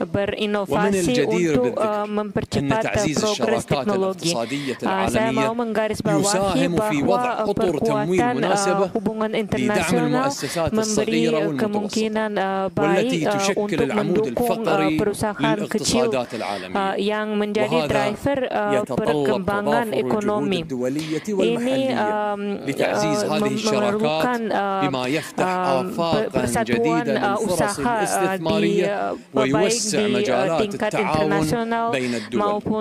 وفي هذا الإطار نعمل جاهدين في البحرين على تبني سياسات اقتصادية مدروسة تستهدف تطوير القطاعات الاقتصادية المختلفة بما في ذلك القطاعات التي تعتمد على الابتكار التكنولوجي وريادة الأعمال.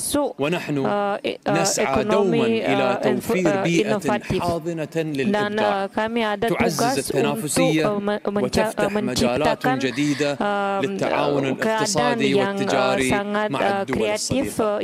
وفي الختام أؤكد تقدير مملكة البحرين العميق لفخامة الرئيس فلاديمير بوتين على دعوته الكريمة وحسن تنظيم هذا المنتدى الذي يعكس التزام روسيا بتعزيز الحوار الاقتصادي العالمي.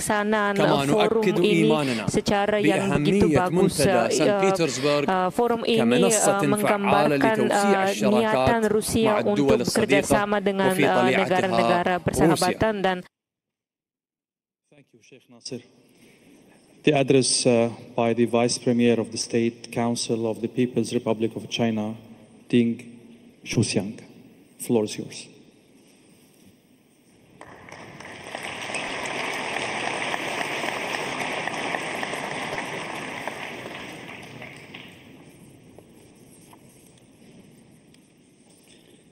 尊敬的普京总统，尊敬的各位嘉宾、女士们、先生们、朋友们，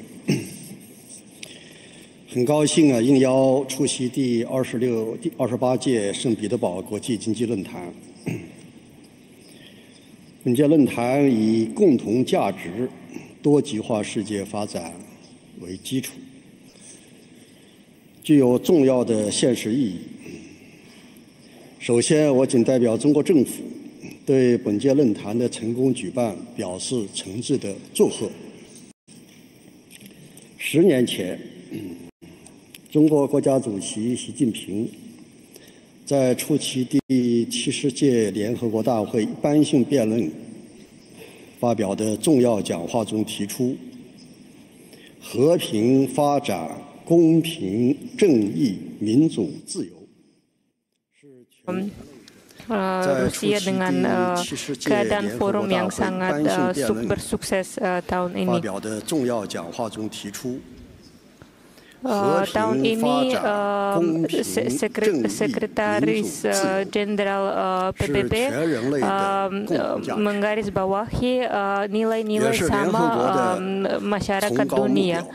Dan tugas yang sangat tinggi organisasi internasional yang organisasi internasional ada sekarang.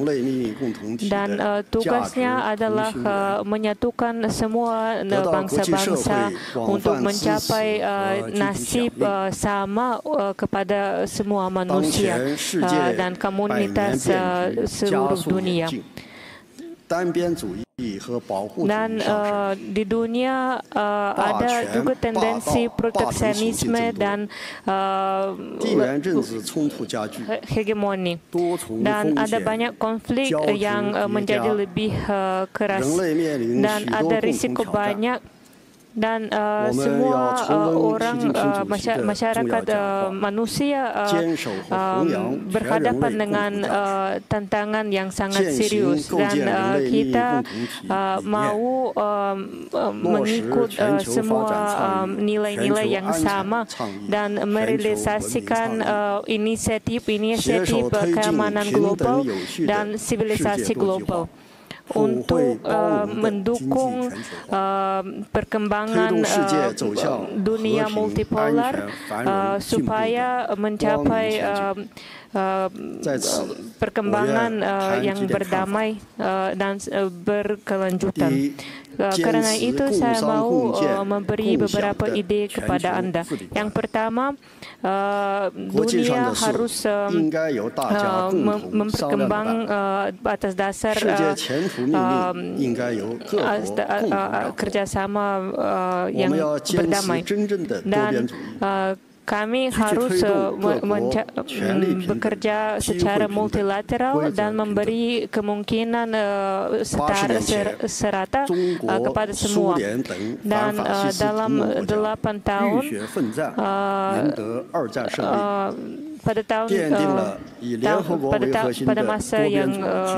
pada masa Perang Dunia Kedua, ada banyak negara dan masyarakat yang bekerja sama untuk mencapai damai. Jadi setelah 80 tahun, kita harus bersatu untuk membela tata dunia yang berdasar pada undang-undang internasional dan membela keadilan dan pemimpinan dunia yang lebih adil dan berakal. Yang kedua, ekonomi dunia harus berkembang pada dasar prinsip yang bukan prinsip globalisme. Jadi kami mengundang semua negara untuk membangun sistem multipolar untuk menambah investasi ke negara-negara kami. Jadi integrasi ekonomi memberi manfaat kepada semua negara. Dan China sudah memberi bantuan kepada lebih dari 160 negara dalam inisiatif satu jalan satu dunia. Dan China sudah menciptakan dana untuk semua negara perkembangan. Dan kami akan bekerja sama selanjutnya dengan semua negara yang berkembang. Dan kami akan bekerja sama dengan negara-negara selatan global. Yang ketiga, sivilisasi dunia harus membantu melengkapi sama satu lagi. Dan kami harus mengembangkan dialogi antara sivilisasi kami dan membela hak semua negara untuk berdaulat dan memilih jalan perkembangannya sendiri. Dan China mau mendukung perkembangan yang harmonius kepada semua negara dan memperkuat dialogi antara sivilisasi Asia, terutama di dalam rangka PBB. China sudah siap untuk membantu semua sivilisasi mencapai tugasnya sendiri dan dan memperkembang nilai-nilai seluruh manusia bersama. Yang keempat, kita harus mendukung perkembangan dunia yang damai. Kita harus bertanggung jawab atas perdamaian damai di dunia kita, dan kita harus menyelesaikan semua konflik dan membela keselamatan dunia kita. Kita harus menyelesaikan semua konflik di negara-negara yang ada konflik itu.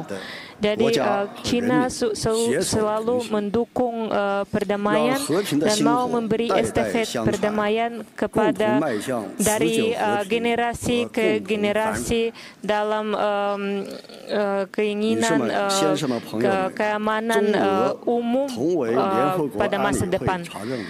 Bapak dan Ibu yang terhormat, Rusia dan China adalah ekonomi yang paling besar di dunia dan adalah sahabat yang baik yang mendukung masing-masing di dalam kerjasama mereka. Pada bulan yang lalu, Xi Jinping mengunjungi Rusia dan bertemu dengan Presiden Putin untuk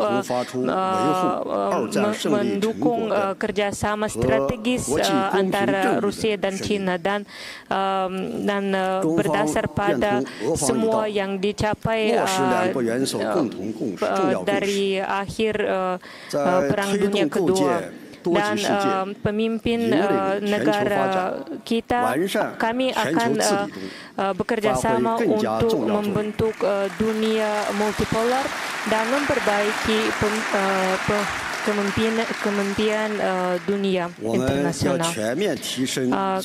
Kita harus menaikkan, memperbaiki hubungan Rusia dan China selanjutnya, dan kita harus secara selanjutnya bekerja sama dalam inisiatif satu jalur satu dunia untuk memperkembangkan pembuatan produksi Rusia dan China di dalam bidang luar angkasa, pertanian, teknologi informasi dan lain-lain, dan mengukuhkan kerjasama kita di dalam bidang ekonomi yang bermacam-macam, dan bekerja sama di platform organisasi internasional bermacam-macam termasuk PBB dan organisasi yang membentuk dunia multipolar yang lebih adil dan bermakmur kepada semua negara. Bapak dan Ibu yang terhormat, sekarang China memajukan ide ekonomi yang bermakmur kepada semua, dan tahun ini ekonomi kita berkembang terus, dan China adalah ekonomi yang salah satu ekonomi yang paling besar di dunia. Dan tetapi syarat perkembangan ini tidak terlalu mudah juga, dan kami akan mendorong kebijakan ekonomi kami secara terus dan menemukan semua ekspektasi inflasi yang ada di masyarakat kami bertentangan dengan syarat ketidakpastian ekonomi yang ada di dunia hari-hari ini. Dan walaupun keadaan dunia berubah, China masih membuka pintunya kepada semua negara. dalam kepentingan prinsip kerjasama internasional yang adil dan saling bermanfaat, untuk membuka kemungkinan yang baru kepada China dan negara yang lain. Jalan dunia multipolar tidak mudah, tapi masa depannya sangat bercerah. Jadi saya mengundang Anda untuk membangun dunia multipolar yang sangat baik ini. Terima kasih atas perhatian Anda.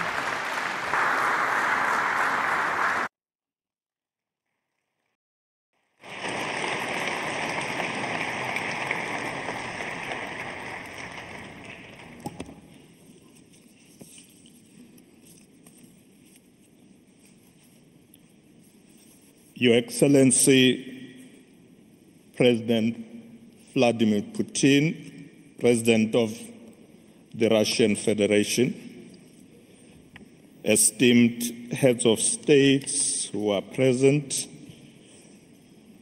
Your Excellency Prabowo Subianto, President of the Republic of Indonesia, His Highness Sheikh Nasser bin Hamad Al-Khalila, representative of His Majesty, the King of Bahrain, His Excellency Mr. Deng Xiaoxiang, Vice Premier of the State Council of the People's Republic of China, distinguished ministers and deputy ministers, diplomats, business leaders, and fellow delegates, ladies and gentlemen, I would like to begin by sending warm greetings from the government of the Republic of South Africa, especially from our President, President Cyril Ramaphosa, and the people of South Africa. This forum, now in its 20th year, remains one of the foremost platforms for global dialogue on economic cooperation, investments, innovation, and inclusive growth. It is therefore an honor to be given the opportunity to address this distinguished assembly at the St. Petersburg International Economic Forum to convey our vision for a more inclusive, sustainable, and prosperous world. The 2025 theme, Strengthening Multipolarity for Sustainable Development, is not only timely, but central to the moment we find ourselves in. I'd like to assume that you will concur with me that the concept of multipolarity has become increasingly relevant in the current global landscape, which is constantly changing.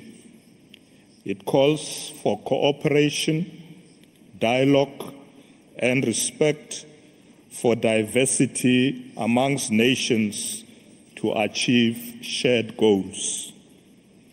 The South African government is certain in its belief that the adoption of multipolarity may result in the achievement of sustainable development and economic prosperity for all nations, regardless of their size. It is laudable that as I stand here, I can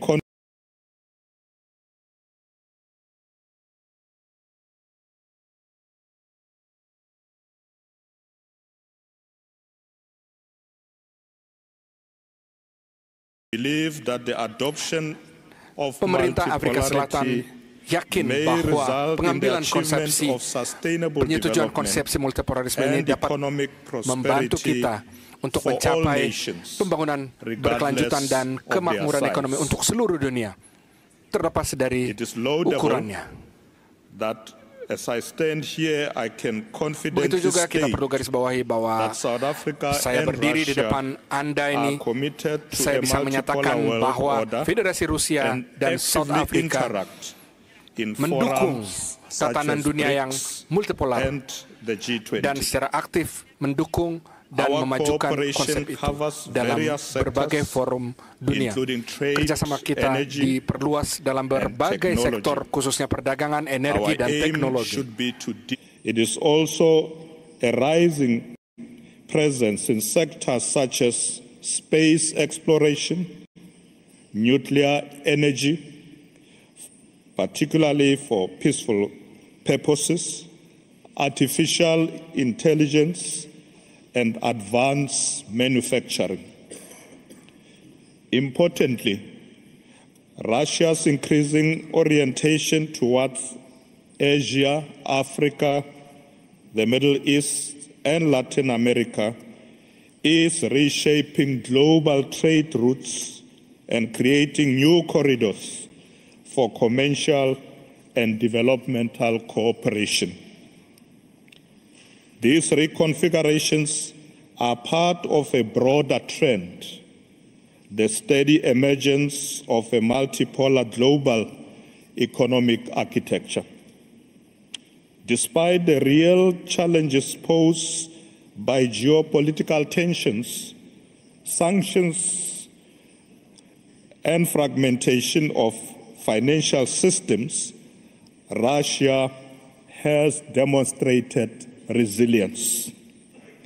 It continues to foster deep integration with the Eurasian Economic Union, expand its partnership under the BRICS framework, and strengthen bilateral and multilateral engagement with emerging economies. Our country, South Africa, like many others, has also faced numerous challenges on its path to development. The extent to which individuals feel connected and share a sense of belonging in society has also been a significant challenge, particularly in the light of the country's history of apartheid and persistent socio-economic inequalities. However, with tenacity, drive, and a commitment to diversity, we have achieved enormous strides in reducing poverty, inequality, and creating social cohesion. We recognize that sustainable development is more than simply economic progress.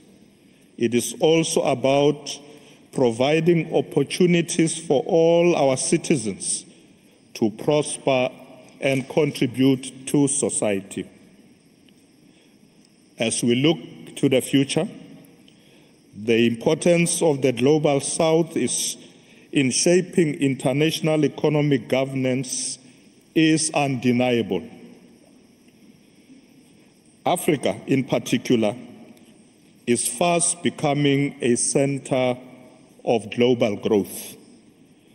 With a population projected to exceed 2.5 billion people by 2050, a rising middle class, and a youthful demographic dividend, the continent has the potential to drive the wave of industrialization, digital transformation, and sustainable development.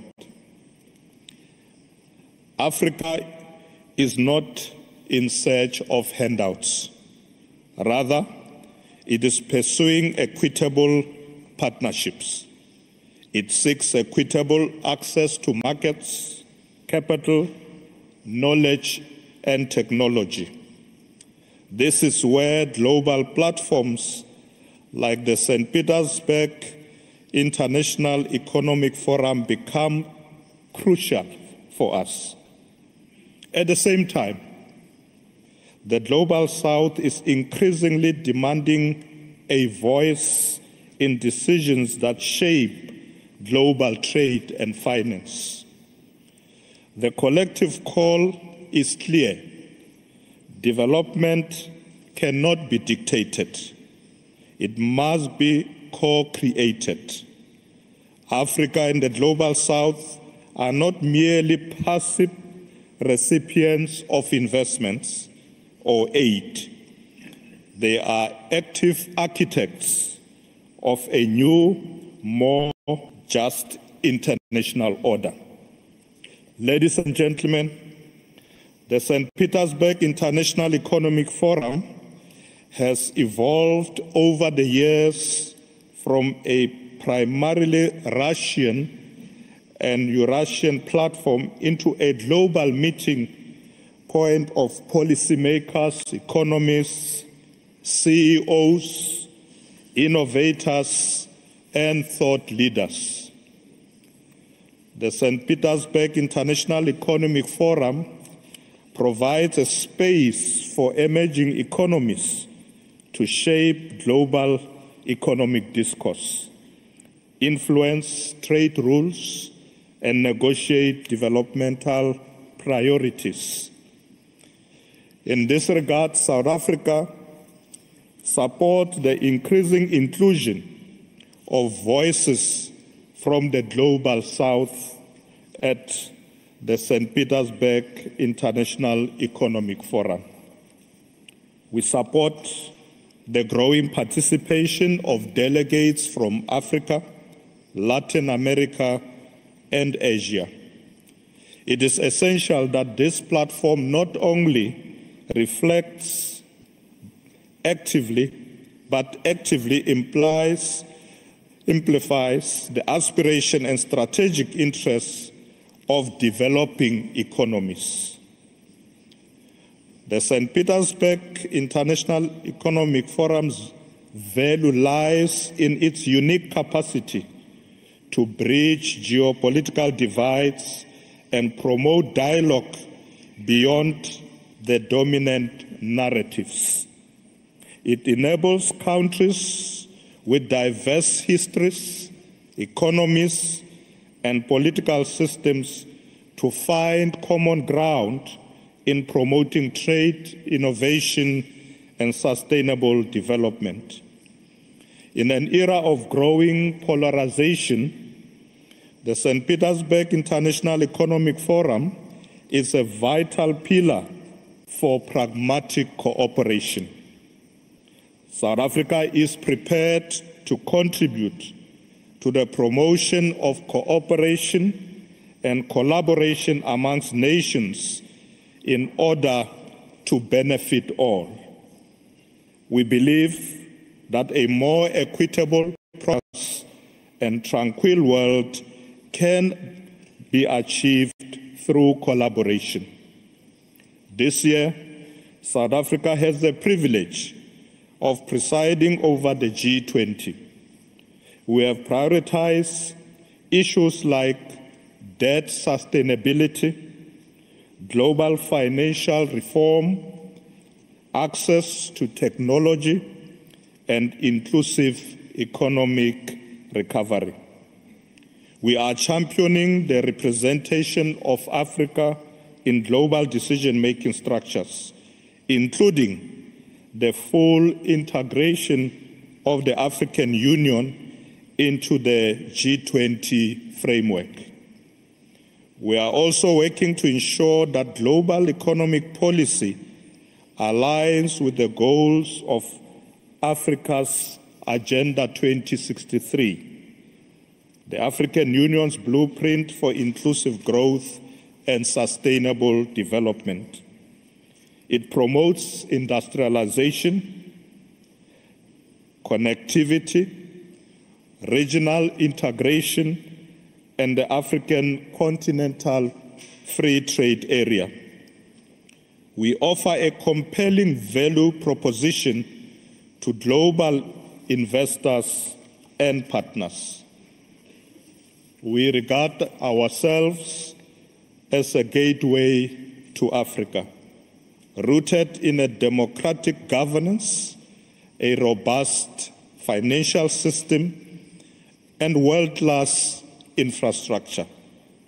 Our institutions are strong, our people are resilient, and our vision is clear. We aim to be a center of innovation, inclusive industrialization, and green growth. Moreover, South Africa brings to the table decades of multilateral experience, a commitment to peace building and development cooperation, and a bridge building role between advanced and emerging economies. We do not merely seek partnerships, we offer solutions grounded in African realities and global aspirations. In doing so, South Africa hopes to cement G20 priorities in African reality, ensuring that the recovery from global crisis does not exacerbate inequality, but rather creates opportunities for inclusive transformation.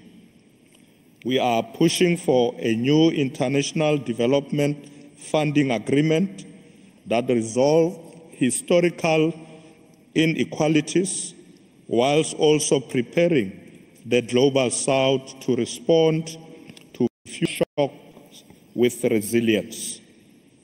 Speaking of resilience, we need to reinvigorate multilateralism.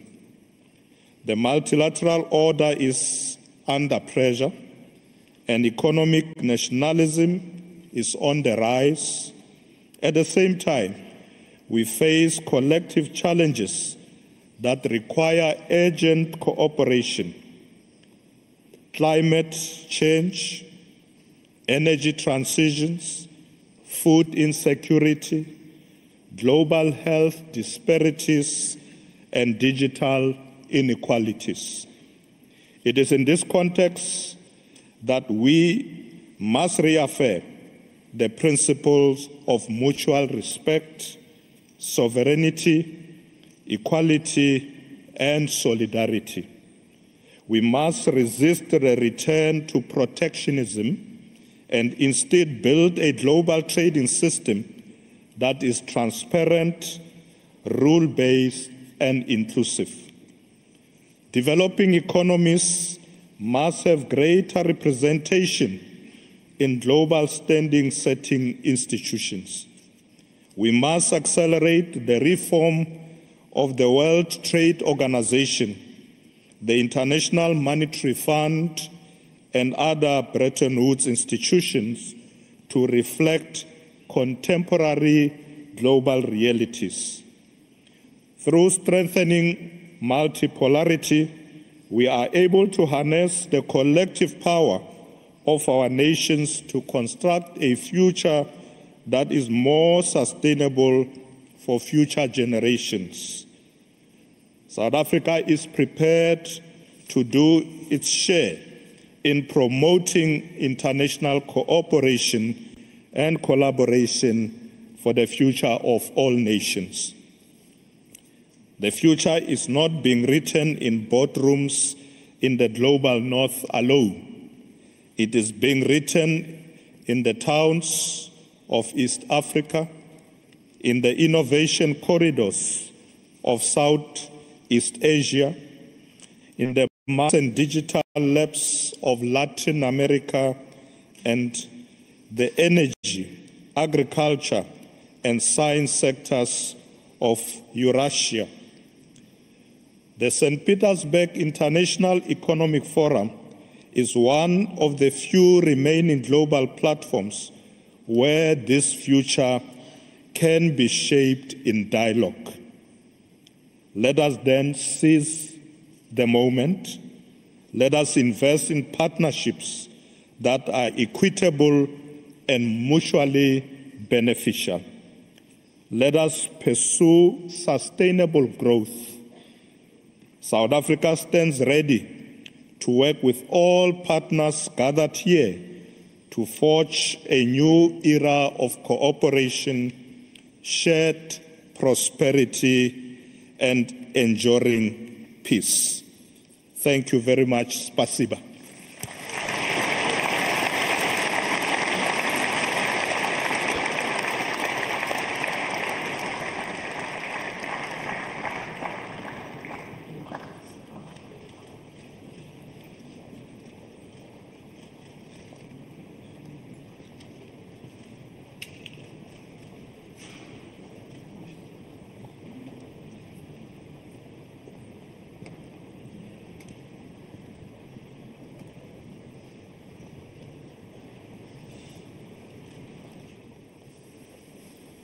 Thank you so much for the heavily loaded speeches that will only make my mission more difficult.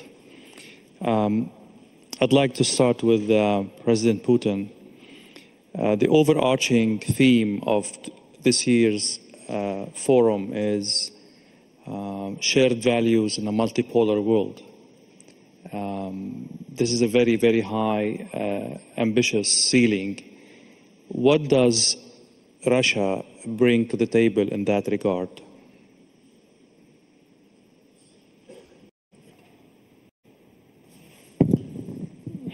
Я пытался это донести в своем выступлении. Мне кажется, все, что делает Россия, направлено на то, чтобы объединить усилия всех наших партнеров, всех наших друзей, всех, кто хочет работать с Россией для решения этих общемировых цивилизационных задач. И прежде всего мы стремимся к тому, чтобы развитие мира было сбалансированным, чтобы это развитие отвечало интересам как можно большего числа стран, и чтобы сложился многополярный миропорядок, многополярное мироустройство, в котором бы участники международного общения договаривались между собой, вырабатывали инструменты, которые позволяли бы находить решения даже в очень сложных условиях, но такие, которые бы пошли на пользу всем, а не отдельным группировкам, объединениям, либо военным или экономическим блокам. На мой взгляд, и наша сегодняшняя встреча, наше сегодняшнее мероприятие, которое тоже, как известно, организует Россия, посвящено именно этой цели.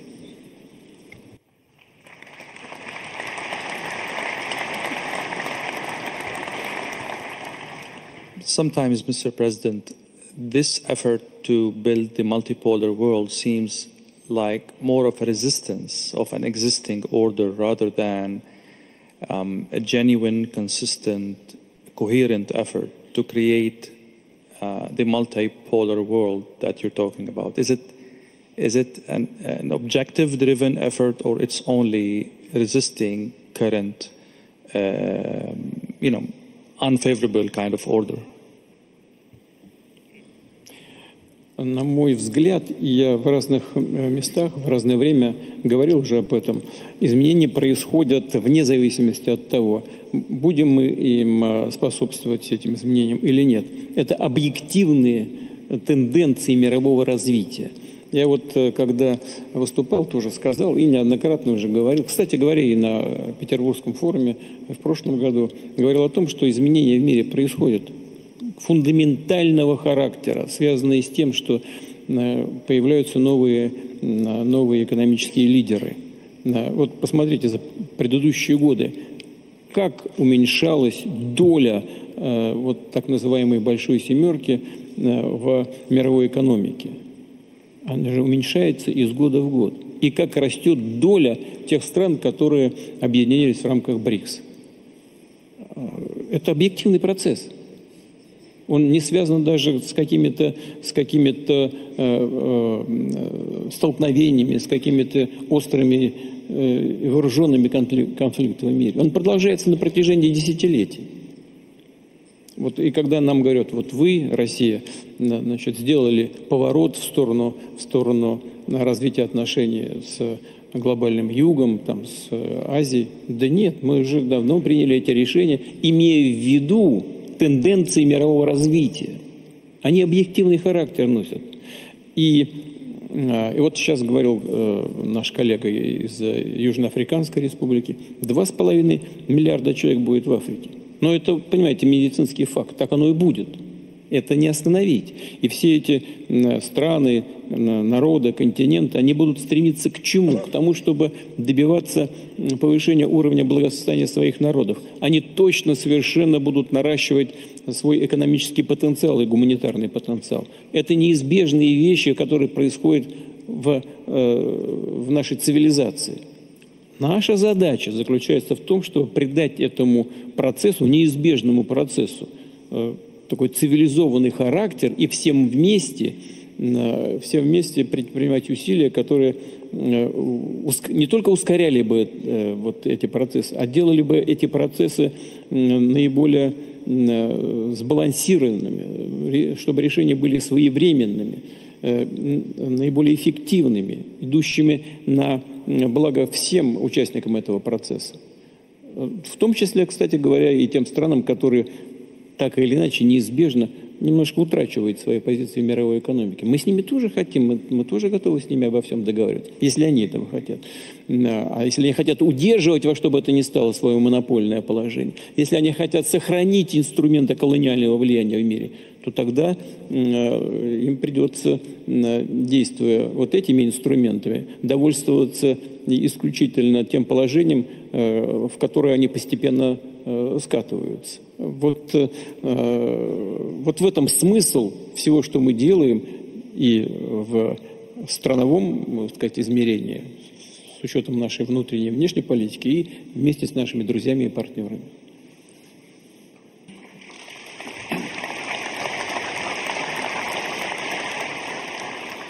And obviously they have the tools to cripple this endeavor that you just summarized, Mr. President. So I would ask President Prabowo of Indonesia.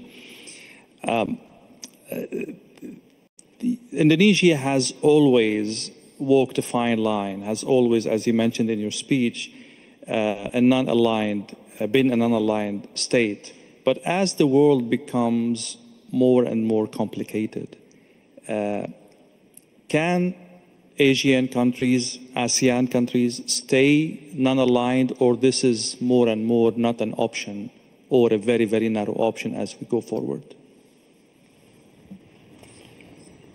Thank you. I think, in my opinion, it's not easy, but it's a line that we are determined to maintain. As I said, we respect all the great powers, we respect our neighbors, and we really believe that the only way for prosperity is collaboration, cooperation, and peaceful coexistence. And this is what we try to achieve. So we want to maintain good relations, and we try to convince all parties that the only way forward in this planet is getting smaller. We cannot afford rivalry that is going nowhere, especially if it goes into confrontation. So, no, I'm convinced that we have to maintain this path of non-alignment. Mr. Vice Premier of China, China and Russia are building with others this new order in the world. But if you look last year, things to ease up between Moscow and Washington. There is more dialogue between President Donald Trump and President Putin. Is this a source of concern for you in China? And how do you see the developing relationships between the leading powers in the world?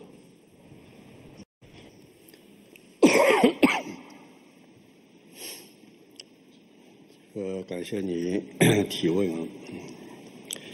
首先，我要跟普京总统、跟俄罗斯的朋友、跟与会的朋友们非常明确地表示，中方是乐见俄美之间恢复接触和交流的。这个俄罗斯和美国都是世界上主要的大国，而且也都是安理会的常任理事国。接触是不正常的。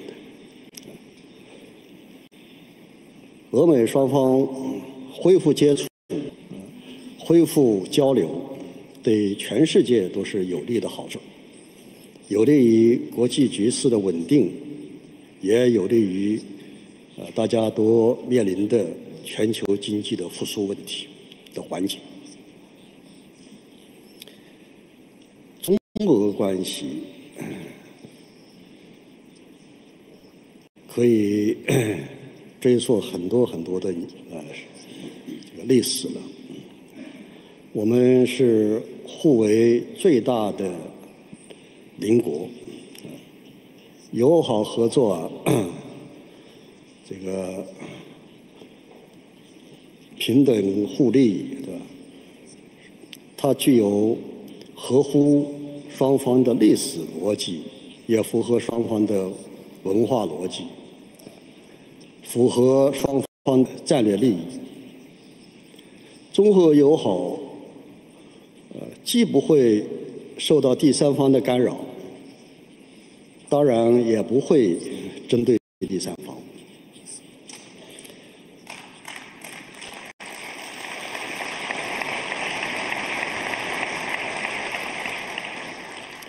这些年，在习近平主席和普京总统的战略引领下，中俄关系达到了历史最好的水平。中俄关系稳如泰山，牢不可撼。你刚才讲到，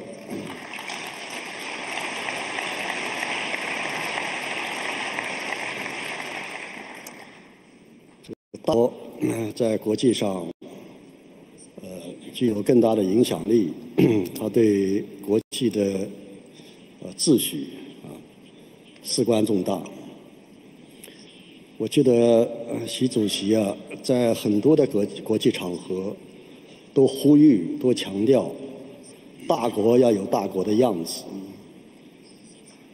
我理解大国的基本模样应该是积极地承担国际义务，带头维护联合国为核心的国际秩序，应该是坚持国家不分大小，不分强弱，一律平等，带头捍卫国际公平正义，还应该是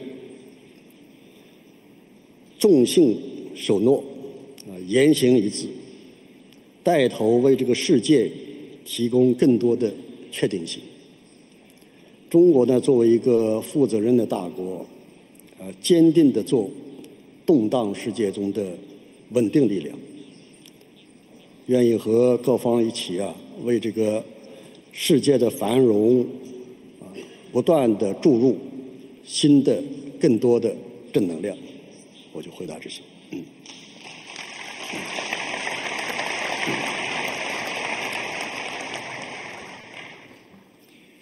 Thank you so much. Sheikh Nasser, Bahrain is a very unique country.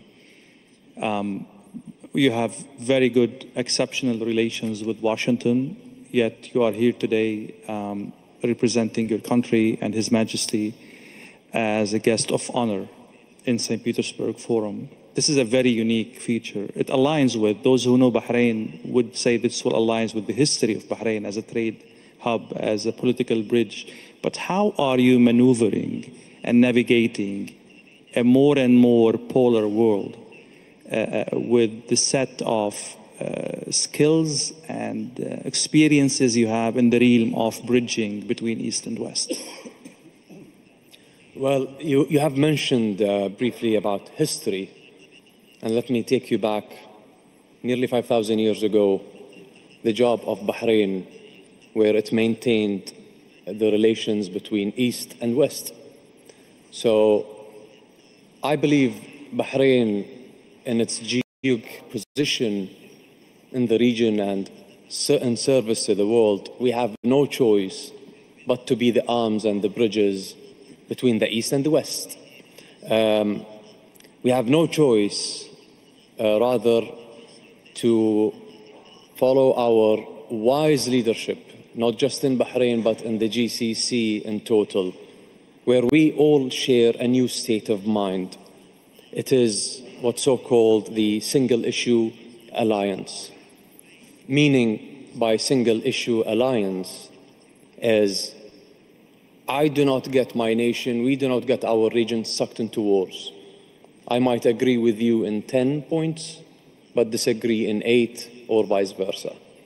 So we take every point into verticals and we discuss and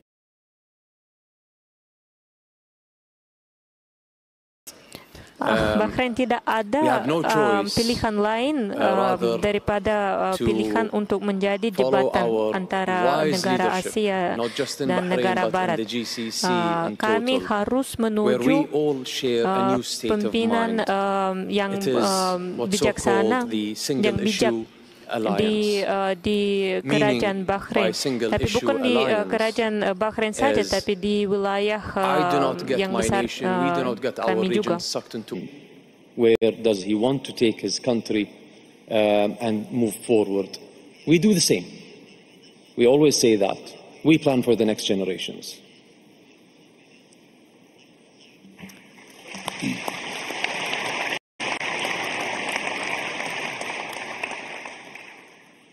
Thank you, Sheikh Nasser. Vice President, South Africa is as well one of these unique historical experiences in Africa and on the world stage. You said something very interesting about St. Petersburg Forum being one of the very, very few places where shaping the conversation around geopolitics and geoeconomics is happening through dialogue. That's a very solid conclusion in today's world. I'd like you to elaborate more. What did you mean by that? And why? What makes this one of the few and unique places for such dialogue? Thank you very much for that question. I want to start by saying I think we should thank President Putin for this great leadership, ensuring that particularly countries of the global south should have platforms to be able to collaborate, share ideas, come up with new innovative plans. As I said earlier, that in South Africa we've taken a position that we should not continue to go to others for handouts. We should not be queuing for aid, but we should focus on development. And that countries of the global south can do it. We can see it. We are developing. We are getting stronger. And I think we should keep it that way. So that's why I was saying that the St. Petersburg International Economic Forum is a great platform. And thank you to President Putin for this leadership. We are with you.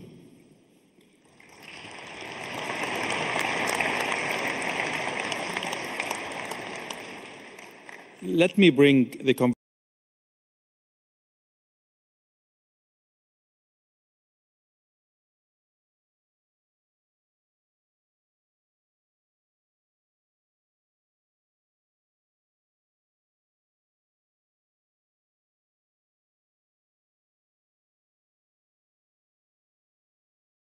Kita menjadi kuat dan saya pikir kita harus menjaga pertumbuhan itu. Oleh sebab itu saya mengatakan bahwa International Economic Forum St. Petersburg adalah platforma yang baik sekali. Dan terima kasih kepada Presiden Putin untuk kepemimpinan ini. Kami bersama Anda. The idea, no matter where you stand on Iran, when we normalize the idea of a country killing the president of another country publicly, and what kind of new rules are being set they are obviously contradictory to the kind of values you're trying to put forward, isn't that?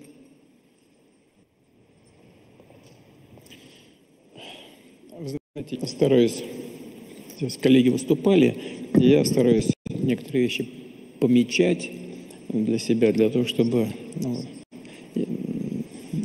кое о чем потом вспомнить. В том числе отметил и то, что вы сейчас только что говорили, уважаемые коллеги. Вот вы сказали вот о чем. Когда дискутировали с моим коллегой из Китайской Народной Республики, вы сказали так, я записал. Российская Федерация и Китай формируют новый миропорядок. Россия и Китай не формируют новый миропорядок. Мы его только оформляем.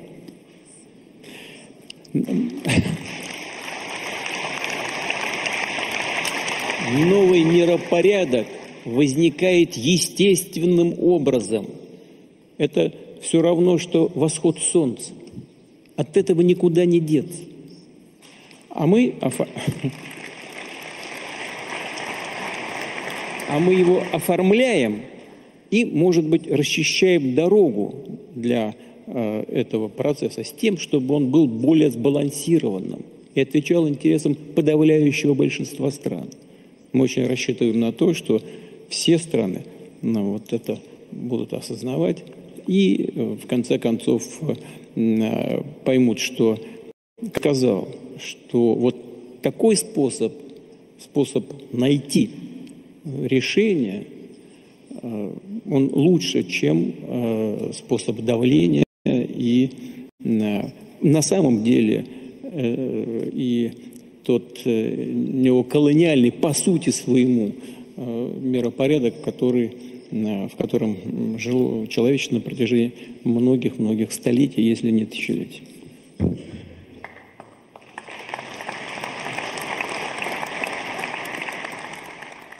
Would you allow, Mr. President, to go back to the question about normalizing the talk about, a country killing the president of another country, in the case of Iran and Khamenei and Israel within this conflict? I mean, it seems that those who are making the new values are not the global South, not obviously not Russia, not China. It's the Israelis. Are you comfortable with that?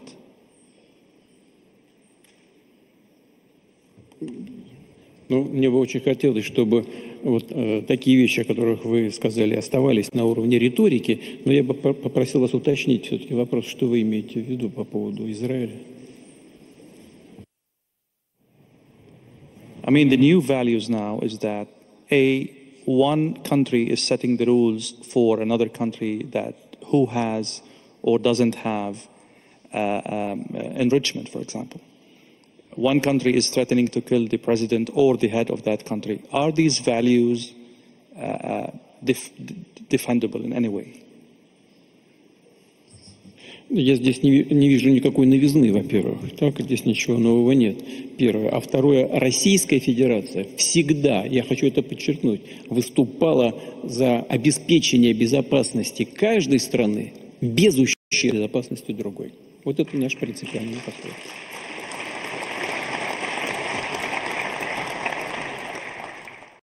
Это ответ такой в целом, казалось бы, в общем виде, но нет.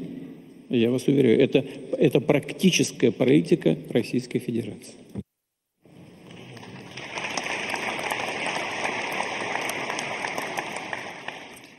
Allow me for a very direct question about the situation.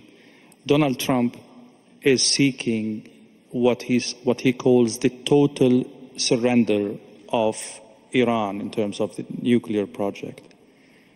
Would Vladimir Putin seek the total surrender of Volodymyr Zelensky in the same vein? Во-первых, эта ситуация не такая же, а принципиально другая. А во-вторых, мы не добиваемся капитуляции со стороны Украины. Мы настаиваем на признании реалий, которые сложились на земле.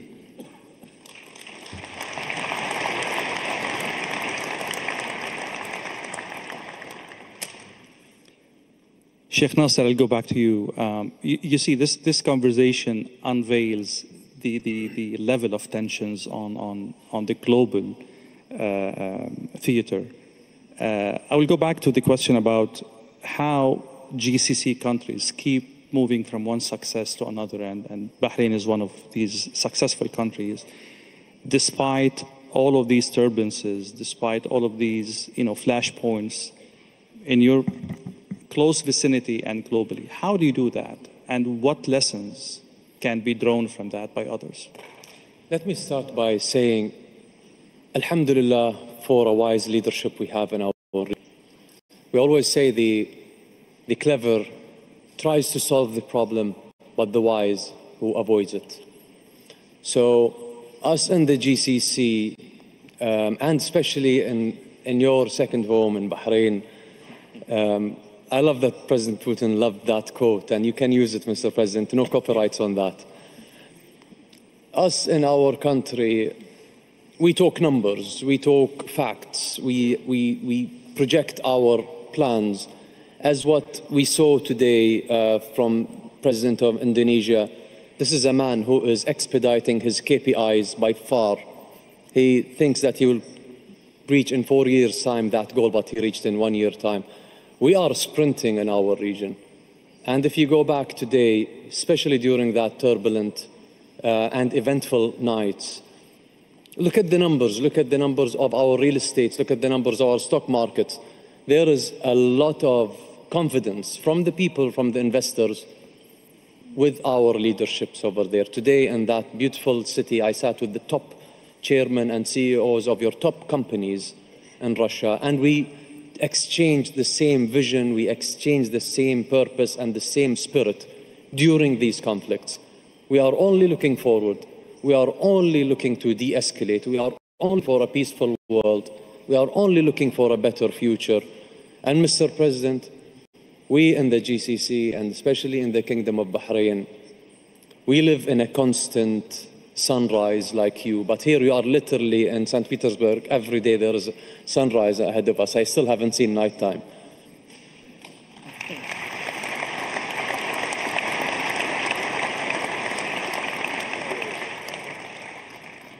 Mr. Vice President, as I mentioned earlier, the South Korea has a very unique position in history in terms of how it evolved, in terms of how it fixed its wrongs and mistakes and fixed its history. One of the things that came to my mind when I was preparing for this is the experience of de Klerk, the last president of the apartheid regime. The thing is that he made himself part of the change, and that saved South Africa a lot of blood and destruction and chaos. What lesson can be drawn from this history when a regime or a state or an idea hits a wall? How can you advise these states or these regimes to change the same way South Africa changed? Well, de Klerk is not a good example because he was defeated. He was forced to come to the table by the masses of our people. He didn't come voluntarily.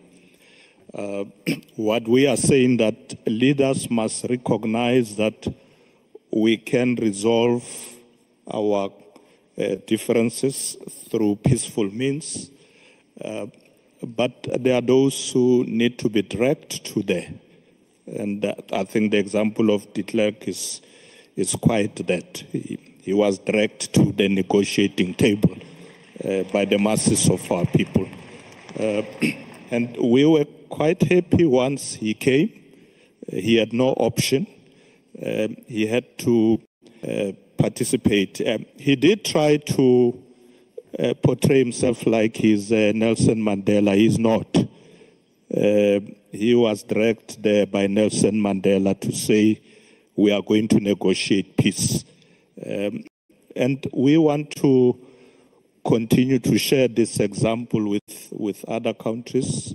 We are quite involved now in the African continent, engaging in peaceful negotiations in the South Sudan, in the DRC, and other places. So, yes, there is indeed value in negotiating, in discussions, but there are situations where the masses have to stand up and they have to fight for their rights. And that's what we did in South Africa.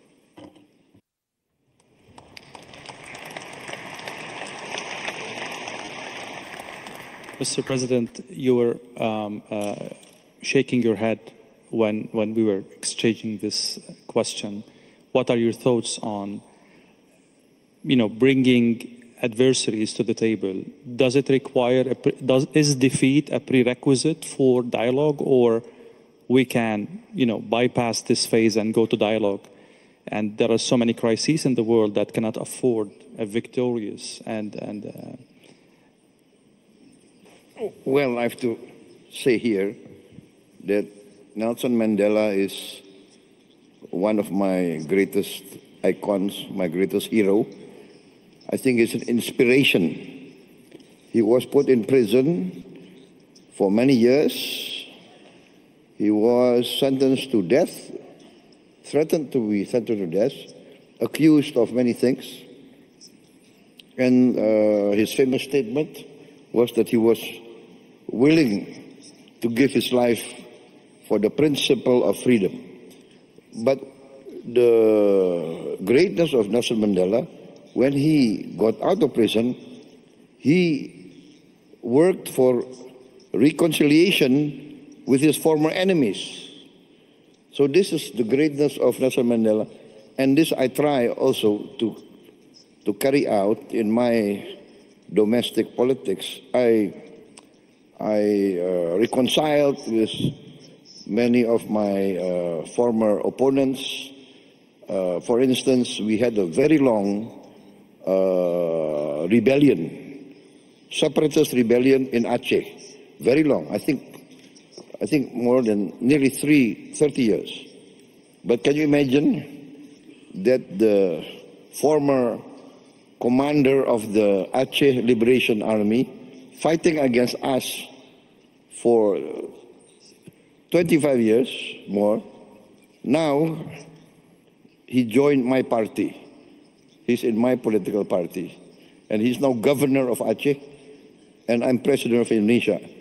This shows that former enemies can come together.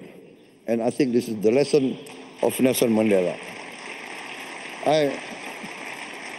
I want to say I was a former soldier. And as a former soldier, I really know the value of peace and reconciliation.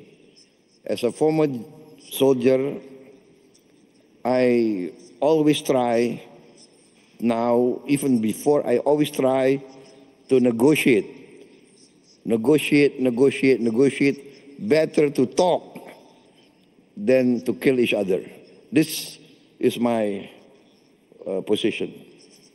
Always talk, always negotiate.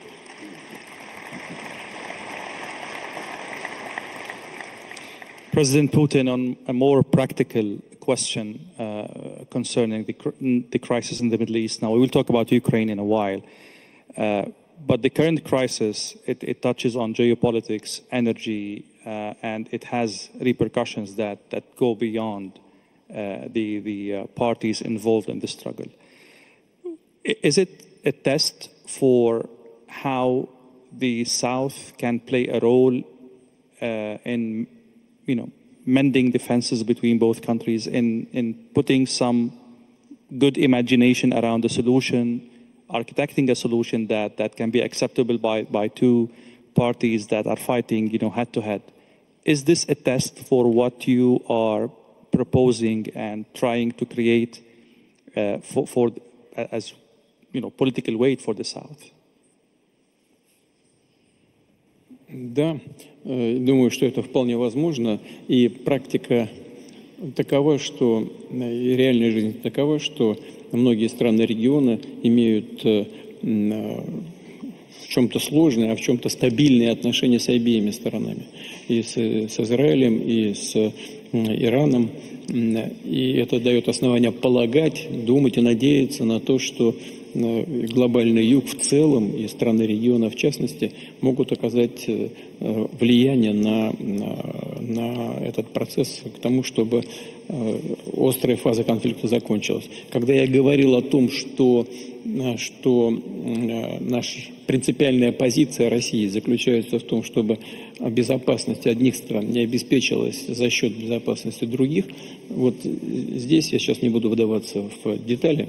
Мы все понимаем, о чем идет речь, обогащение, с одной стороны, урана и Ираном, его право на это, его право на мирный атом, на атомную энергетику, а с другой стороны, то, на чем настаивает Израиль, обеспечение его безопасности. Здесь точно можно найти приемлемое решение, на мой взгляд, как для одной, так и для другой стороны. И страны и глобального юга, и тем более страны региона, безусловно, могут в положительном смысле повлиять на этот процесс, на поиск этого решения. На мой взгляд, такое решение существует.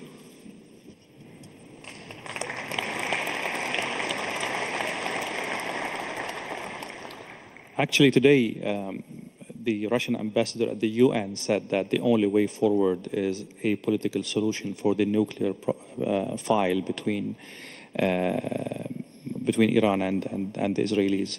Is there any, preliminary points about this solution, or we're still too far from that?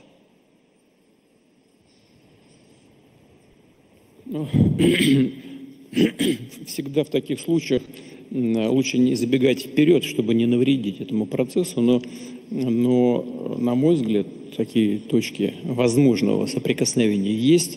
Мы свою позицию излагаем как одной, так и другой стороне. Как вы знаете, мы в контакте и с Израилем, и с нашими иранскими друзьями. У нас есть некоторые предложения с нашим участием. Мы ни в коем случае, хочу даже обратить на это внимание, мы не стремимся к посредничеству, мы просто предлагаем идеи. И если они будут оказаться привлекательными для обеих сторон, мы будем этому только рады. Но, повторяю, мы с Израилем в контакте. Как вы знаете, не так давно разговаривал с премьер-министром господином Нетаньяху, и с президентом Ирана, и с президентом Соединенных Штатов, которые, безусловно, напрямую вовлечены во все эти процессы. Представил им свое видение, возможное движение вперед в направлении разрешения ситуации. Посмотрим. Сейчас наши предложения тоже обсуждаются, у нас контакты с нашими иранскими друзьями, они практически в ежедневном режиме происходят, так что посмотрим. Мне бы очень хотелось, чтобы это, в том числе и наши идеи, были реализованы.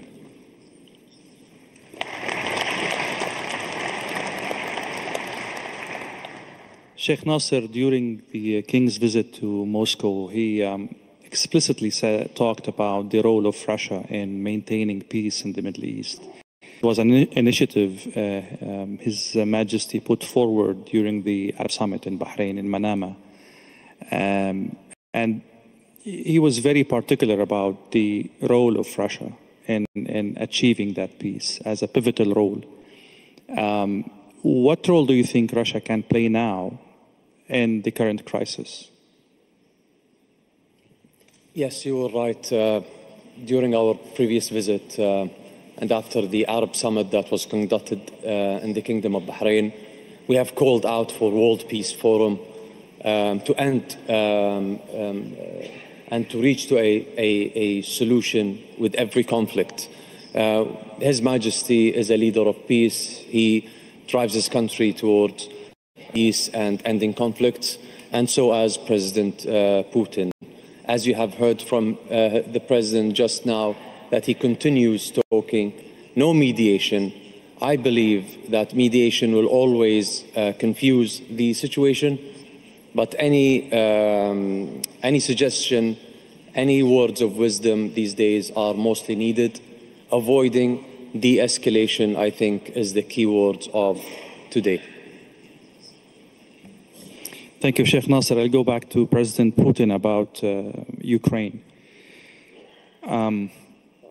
How is the war in Ukraine reflective of the values that St. Petersburg Forum is trying to put forward, to defend, to underscore?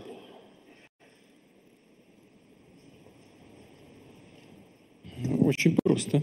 И напрямую связано с тем, о чем мы говорили, с тем, о чем я говорил. Я говорил о том, что безопасность одной страны не может быть обеспечена за счет безопасности другой. Вот нам с конца 90-х годов, с начала 90-х годов и на протяжении десятилетий говорили о том, что ни в коем случае, никогда, ни при каких обстоятельствах не будет расширения НАТО на восток. После этого мы имели 5 волн расширения, можно сказать, уже 6. И несмотря на все наши призывы этого не делать, все наши призывы были игнорированы, первое.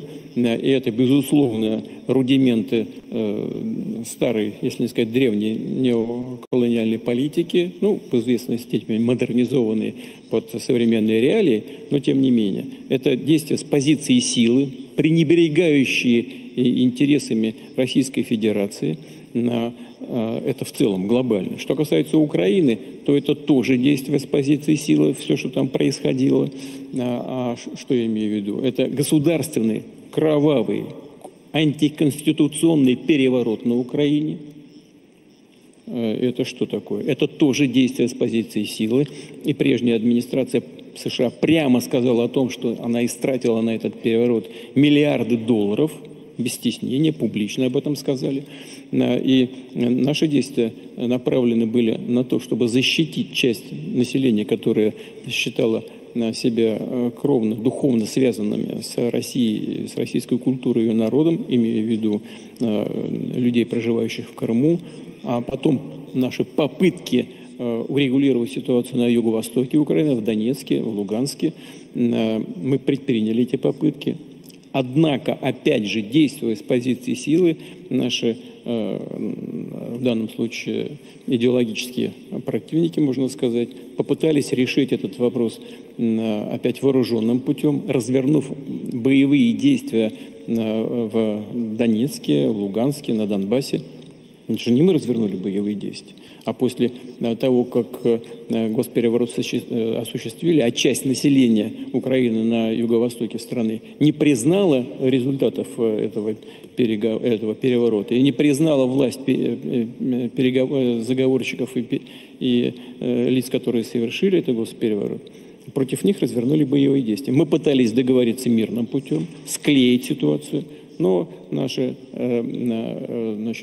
партнеры, так их назовем в кавычках теперь уже, выяснилось позднее, что они затеяли весь этот мирный переворот только для одного, для того, чтобы накачать Украину оружием и продолжить эти боевые действия. В конце концов, это вынудило нас признать независимость этих республик Луганска и Донецка. Мы же 8 лет не признавали, 8 лет, а пытались договориться.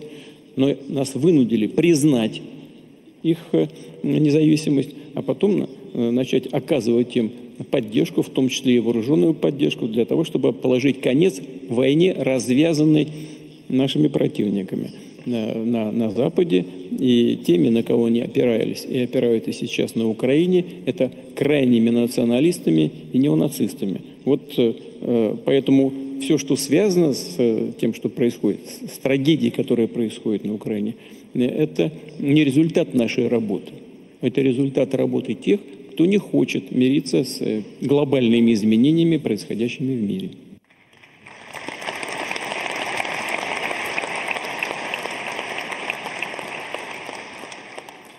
Mr. President, I'm in no position to challenge the narrative you put forward. Let's say this is the baseline of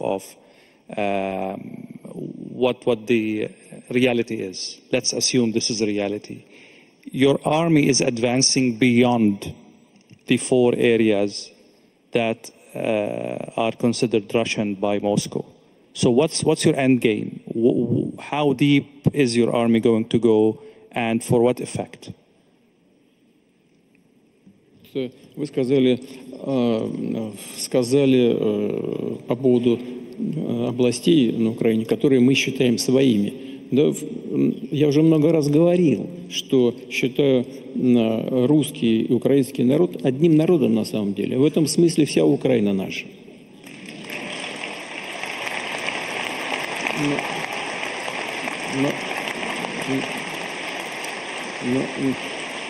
Но мы исходим из реалий, которые складываются. Безусловно, есть люди, их немало в соседней стране, которые стремятся к обеспечению своего суверенитета, независимости, ну и дай бог здоровья. И мы, кстати говоря, никогда не подвергали сомнению права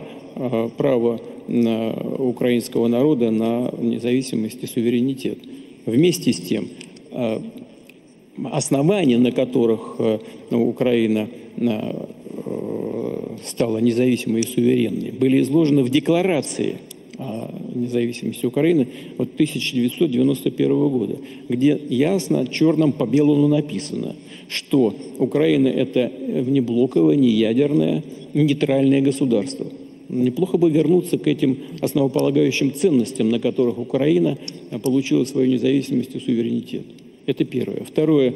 Мы с самого начала, когда конфликт уже приобрел такой острый, горячий характер, предложили тогдашнему украинскому руководству прекратить немедленно всякие конфликты, вывести свои войска с тех территорий, люди на которых не хотят жить в составе Украины, на которой происходят антигосударственные, антиконституционные перевороты, а хотят жить или самостоятельно, или в составе российского государства. Они отказались.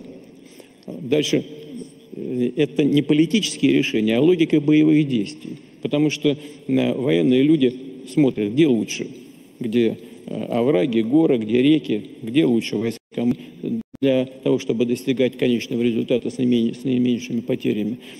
Происходит определенная логика боевых действий. И войска оказываются на разных территориях. Но, знаете, у нас есть такая старинная, это не поговорка, не притча, а старинное правило. Там, где ступает нога русского солдата, то наша.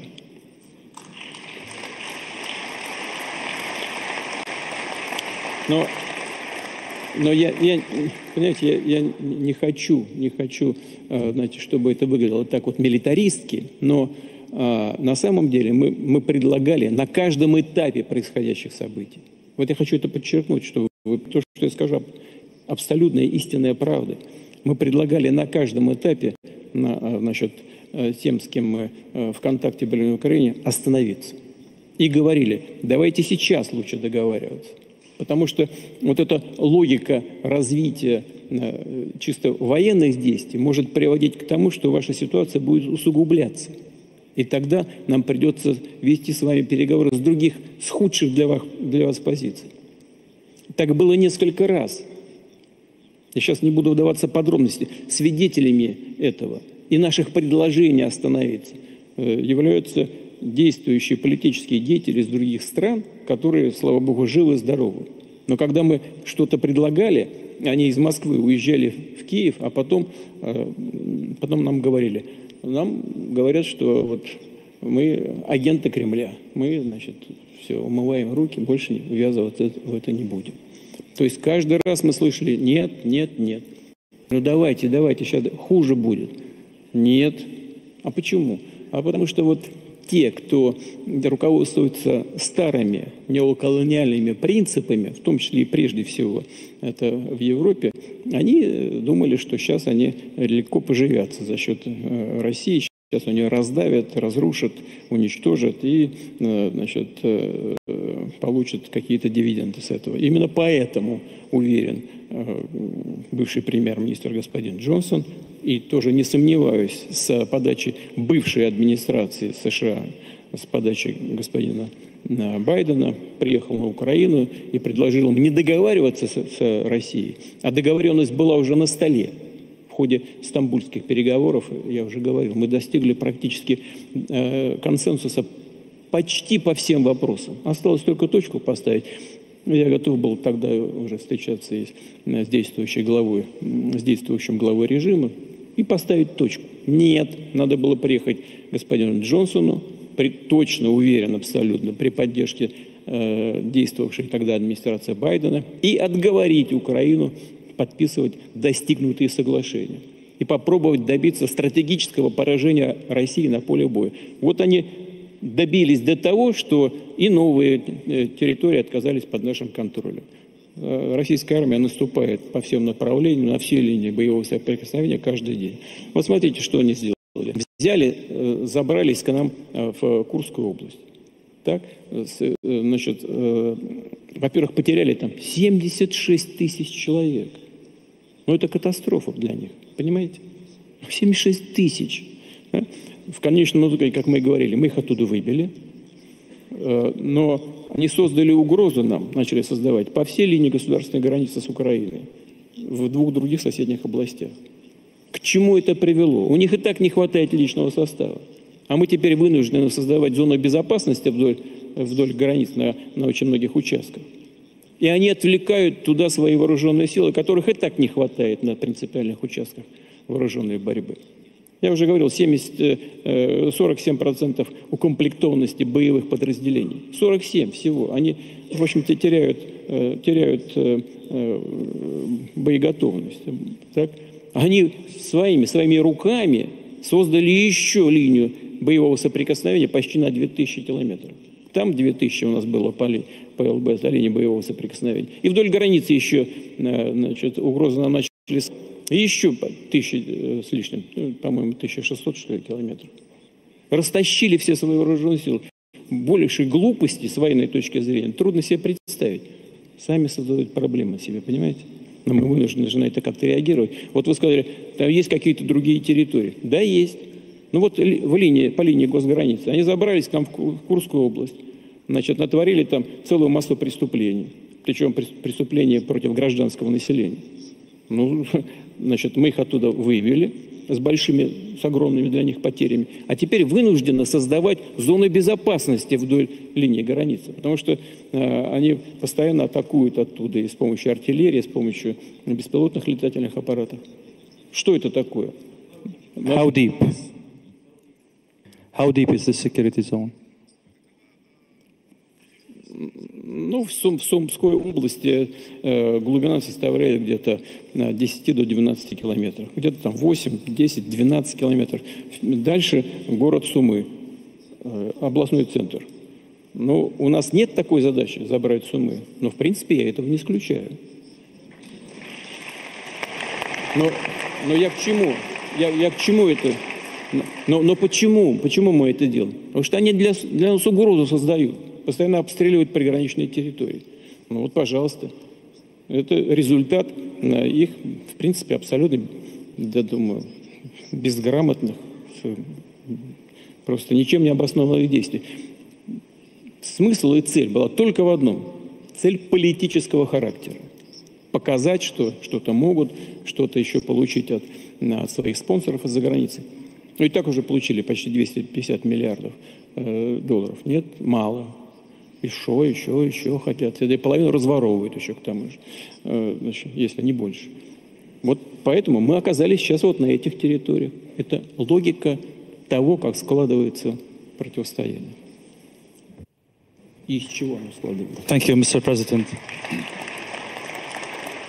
I would later go back to some aspects of your answer, mainly about the nuclear aspect of what's happening. But I'd like to go back to the other participants. Indonesia, Bahrain, and South Africa are three countries actively deepening relationship with Russia. From what I understood, this conflict, unfortunately, and I hope I'm wrong, might go for long. How are you planning to mitigate the fallout of this conflict in terms of secondary sanctions, in terms of political reputation in the world, in terms of pressure coming from your other allies? This is a very, very complicated situation you don't want to be in any way, but that's reality. I will start with you, Mr. President. I really don't understand actually your question. What secondary sanctions? I'll make it simple. Yeah, for Indonesia, we are very clear that we have always been on the line. In the Ukrainian situation, I think 2 years ago, we proposed immediate ceasefire in place. And I think at that time, the reaction from the Russian side was quite open, was quite positive, in fact. But the reaction from the Western governments, I have to be fair, not all Western governments, but many Western media virulently attacked my proposal. They said that I was proposing the peace of the cemetery. That was what many of these Western journalists accused me of. So we would always propose a peaceful solution. And at that time, I reminded everybody that even in Korea now, North Korea and South Korea, there's a demilitarized zone supervised by the United Nations. The war in Korea is officially not yet over, but there's a peaceful condition. So that was what we proposed, like to save the people of Ukraine on all sides, people of the Russian-speaking areas, just to save them, a secession in place. That was we are far from the place, but we want to promote a peaceful solution. So I don't understand who's going to give sanctions to us. Sheikh Nasser, same question about the secondary sanctions on the friends of Russia. Let's agree that this is part of the reality of international dynamics, and people take care of that. I mean, pay attention to that. How are you navigating this in terms of sanctions, in terms of reputation as well?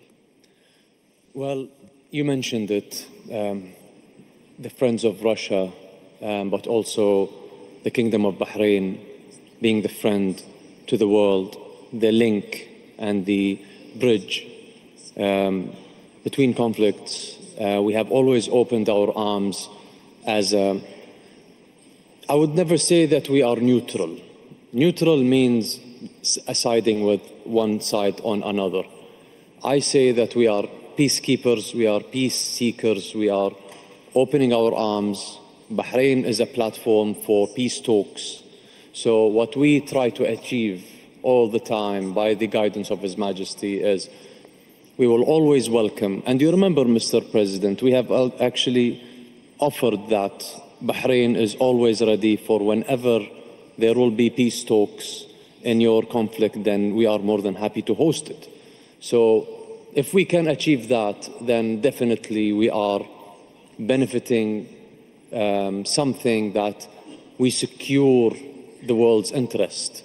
Because at the end of the day, with these conflicts and what's happening from left, right, and center, I don't see any benefit out of it. I don't see one side loser and one side is the winner. No one is going to get out of this victorious if we keep looking at event-driven prospect of that whole image. But what we look is, how can we end up with a solution that is foresight in the future, that builds our economy, that secures our generations, and how will we look and how will our world look in the next generation? So these are difficult questions to answer today, because this is all in the future. But all what I know is today.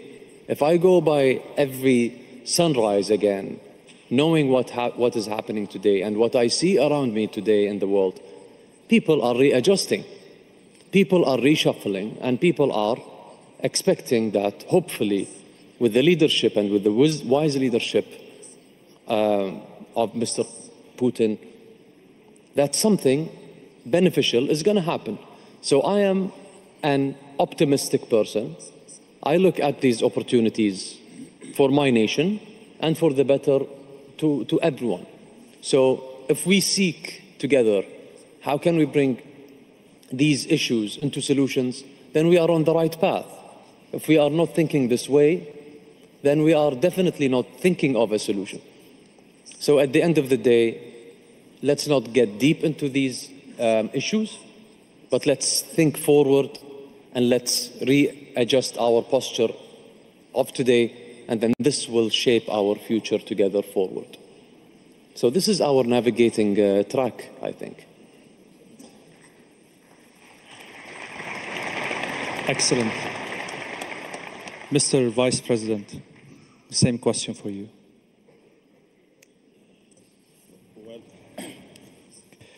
Well, we are already facing tariffs as we speak.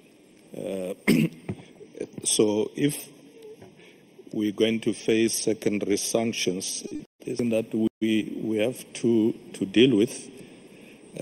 I did say earlier that the road to multipolarity is not going to be easy. All the things we want to do to ensure equality in the world not being dictated upon, those things are not going to come easy. But it's always important that in time of difficulty, friends must stay together so that we face the challenges together.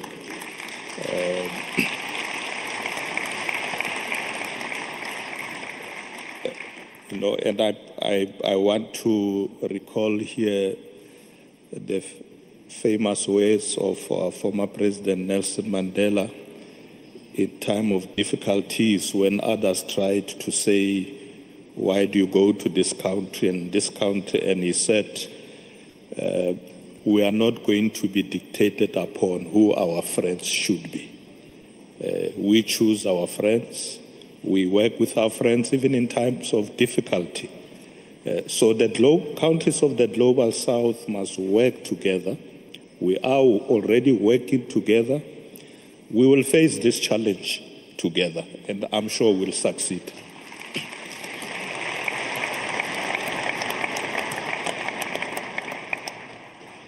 Mr. Putin, your satisfaction with the answers cannot be hidden in any way. Any comments?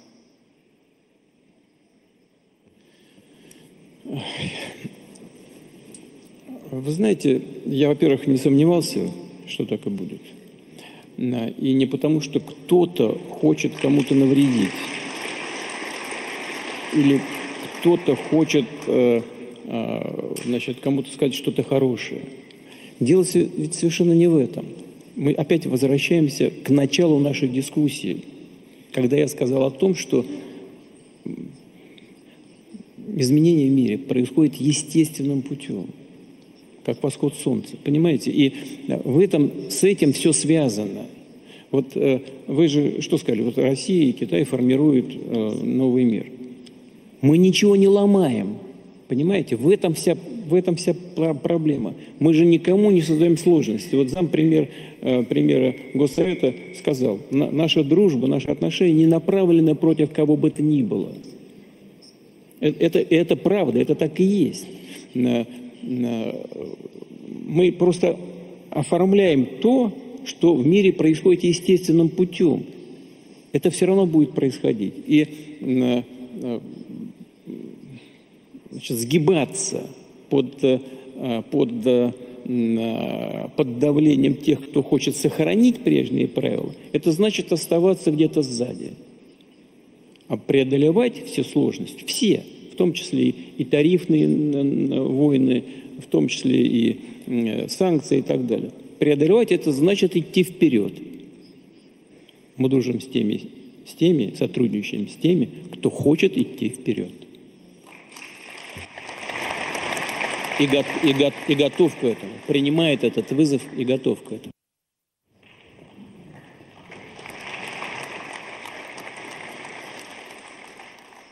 In a previous answer about Ukraine, you mentioned the nuclear aspect of Ukraine in a very subtle way. To be honest, I've read some reports, most of them are in Russian media, that there is an assumption that Ukraine might opt for using a dirty bomb against Russia.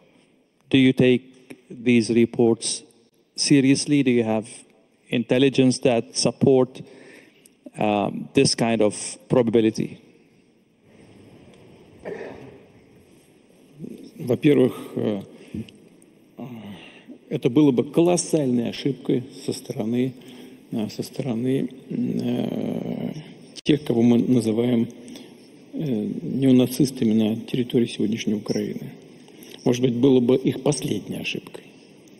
Потому что в нашей ядерной доктрине, и здравый смысл, и практика наших действий всегда говорит о том, что мы всегда отвечаем на все угрозы, которые нам создают, зеркально.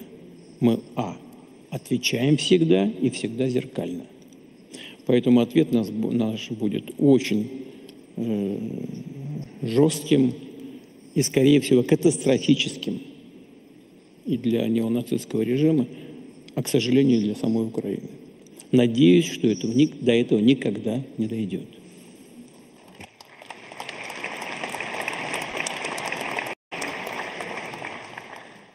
From the tone of your answer, I can conclude that you take these reports seriously. Is there evidence supporting these reports, like intelligence, evidence? Нет, у нас, слава богу, никаких подтверждений о таких намерениях нет. Но мы исходим из того, что у кого-то в больном воображении такие идеи могут появиться. Я дал, по-моему, исчерпывающий ответ на возможную нашу реакцию.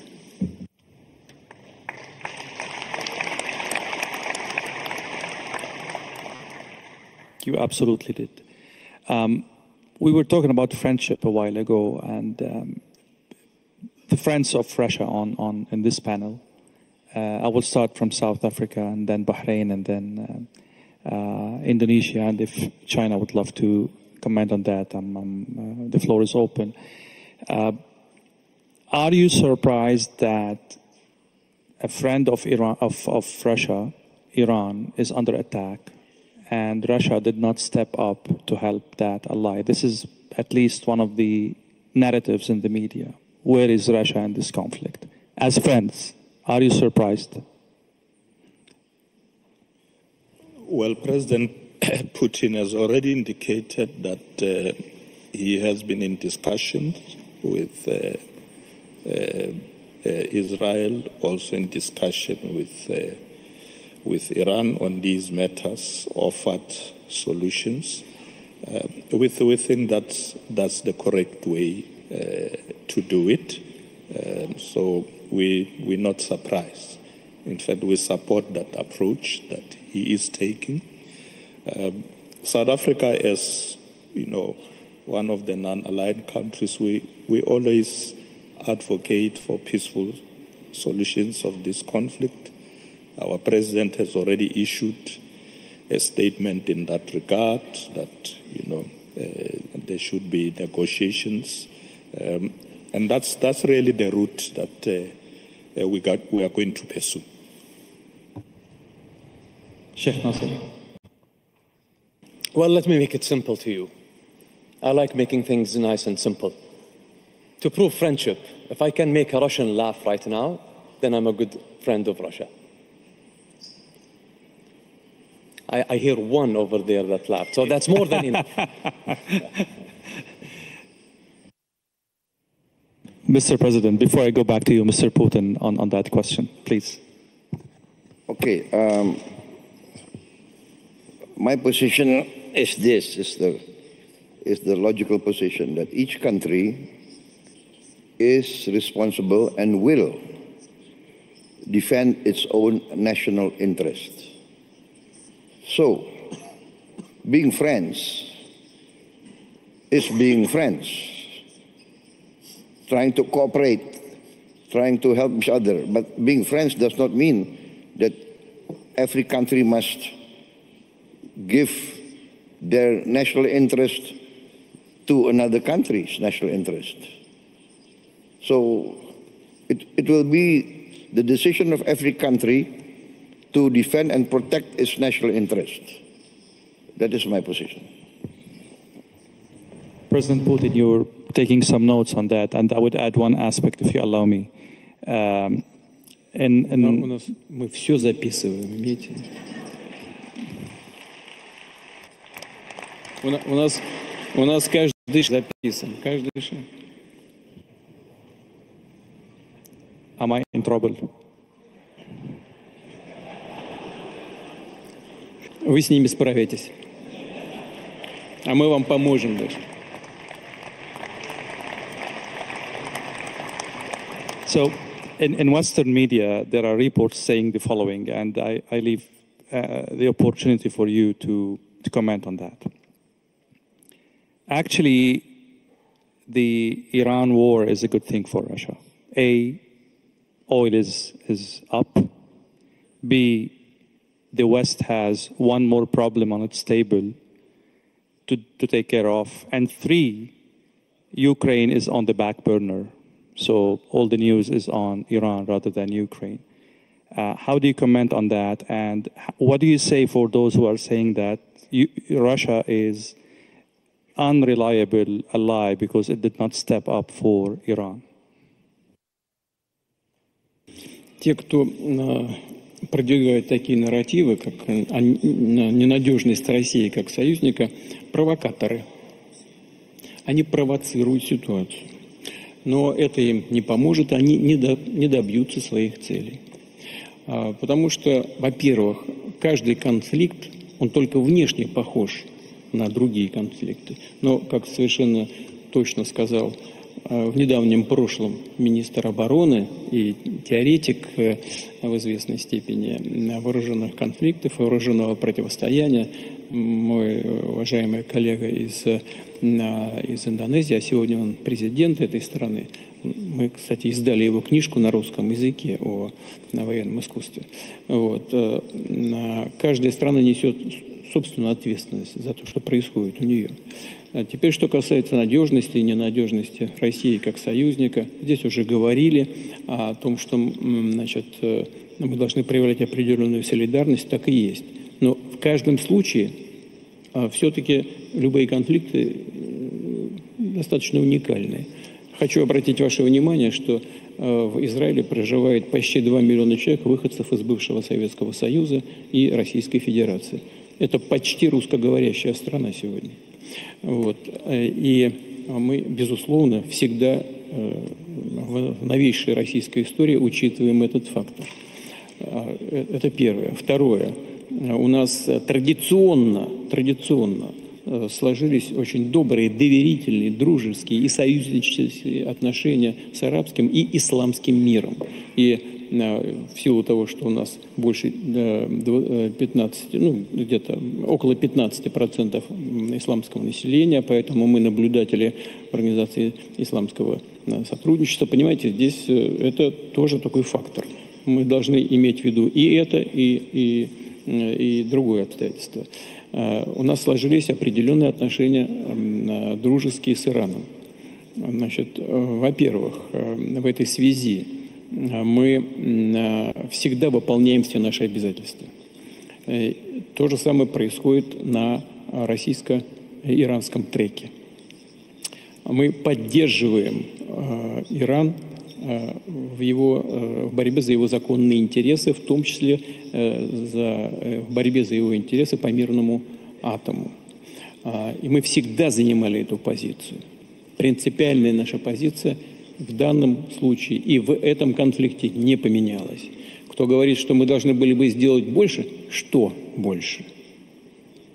Начинать какие-то боевые операции? Так что ли?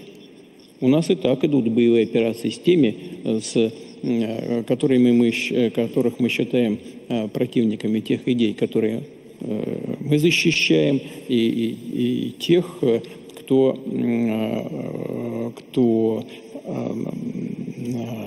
что создает угрозу для Российской Федерации. А это в основе своей, в принципе, одни и те же силы, что в Иране, что в российском случае, там где-то подальше, в тылу, за спиной. Значит, но это даже не те, кто на линии боевого соприкосновения находится. Но у нас есть определенные обязательства, и мы защищаем право Ирана на мирный атом. И не на словах, а на деле. Что это значит?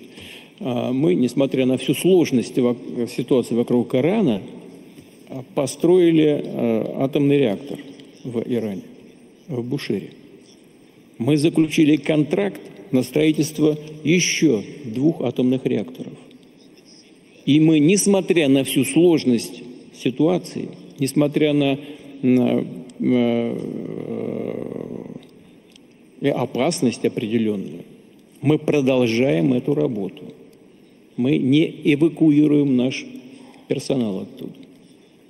Больше того, мы, опираясь в данном случае, опираясь на известный уровень наших отношений с Израилем, на восстанавливающиеся отношения с Соединенными Штатами, мы и перед Израилем поставили этот вопрос, и перед президентом Трампом поставили этот вопрос о том, что мы выполняем там свои функции в Иране, исходя из наших представлений о праве Ирана на мирный атом, и исходя из того, что мы действуем абсолютно в рамках международных норм, и мы просим обеспечить безопасность нашего персонала.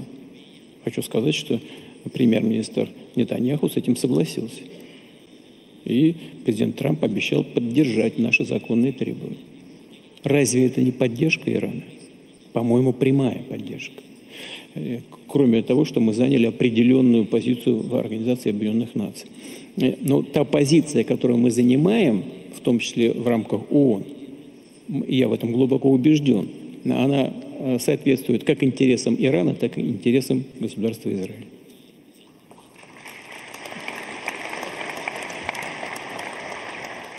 I would say probably enough with geopolitics. One more question before we move to economy and other issues about AI and... Sorry? Так мы с вами до утра будем здесь дискутировать.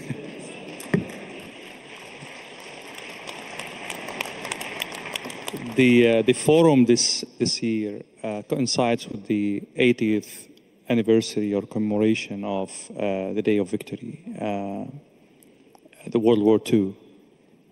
Are you concerned that we are heading into World War III in any way?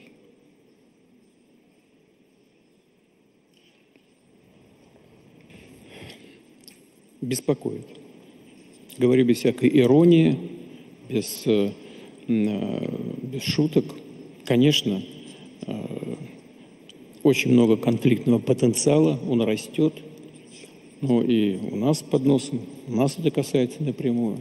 Конфликт, который мы переживаем на Украине, на этом направлении. То, что происходит на Ближнем Востоке. И, конечно, нас очень беспокоит то, что происходит вокруг ядерных объектов Ирана. Беспокоит то, к чему это может привести. И это требует, безусловно, нашего не только внимательного отношения к происходящим событиям, но и к поиску развязок, к поиску решений, причем желательно мирными средствами, по всем направлениям. Вот я говорю совершенно искренне. Но ради этого, в том числе, мы здесь собрались.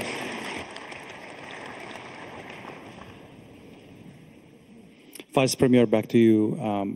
We'll talk more about economic endeavors now. It concerns you more than anything else, as we agreed before this panel. Sanctions are not only in the realm of politics or military, or it's some countries are even militarizing education, militarizing technology, innovation research. And this is a big worry for China, or this is a challenge that China takes very seriously. How are you mitigating that through the relationship with Russia and in the realm of your own sovereignty and your own decisions with other allies, I mean?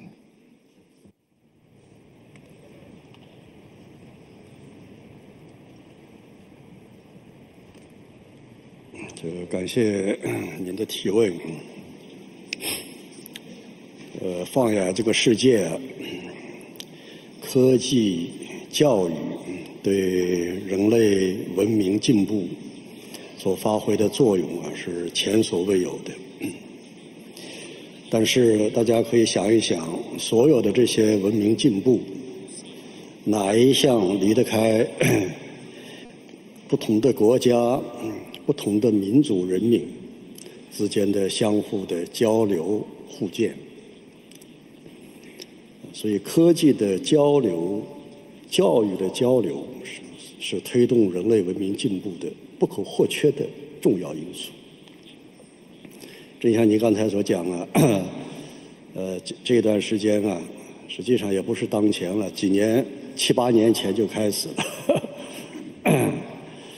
有一些国家在这方面采取了许多霸道霸凌的手法，甚至阻碍全球的国与国之间的科技交流、人文交流、教育合作。这样的倒行逆施最终一定会严重的阻碍人类文明进步、社会的可持续发展。当然，我们也很高兴地看到，中俄之间的科技交流正在不断地发展，蒸蒸日上。这个可以讲，合作是走在世界的前列。在教育方面，各级各类的教育合作、双向互派留学生、互设语言课程，都已经达到了极高的水平。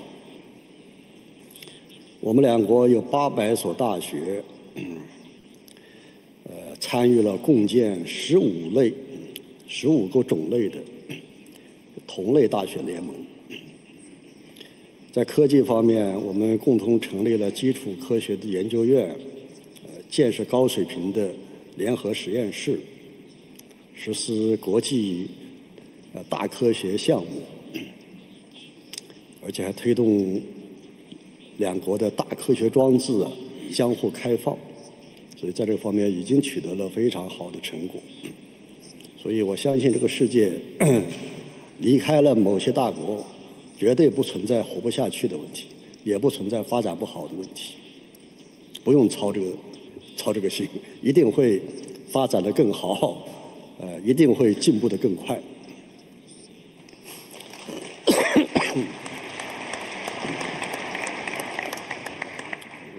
中国的实践，这些年的实践已经表明，哪里受到的打压强烈，越强烈，哪里的发展将会进步会越快。美国人对中国的科技封锁、科技打压，不是今天、昨天、今年、去年才开始的，几十年来都是封锁打压。可是他所有封锁打压的领域，我们都实现了自立自强。今天的封锁打压也同样会为明天中国的科技自立自强创造更好的动力和条件。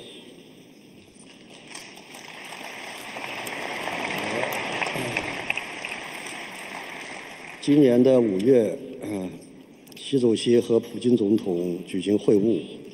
对中俄两国科技教育方面的合作，又形成了新的部署。我相信，随着这些部署的落实，中俄合作的规模会继续的扩大，合作的领域会进一步的拓展，特别是在人工智能、低碳技术、生物技术、先进材料、航空航天这些高科技领域的合作，一定会取得突飞猛进的进步。当然，两国之间的合作机制也不断的完善，两国政府将推动双方的科教合作不断的迈上新的台阶。谢谢。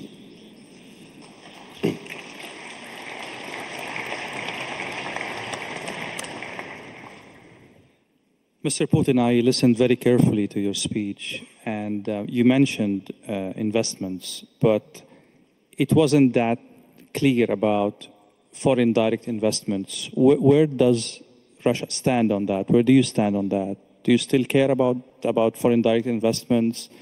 You see that as an opportunity, as a burden? I mean, help us understand where Russia stands in this regard.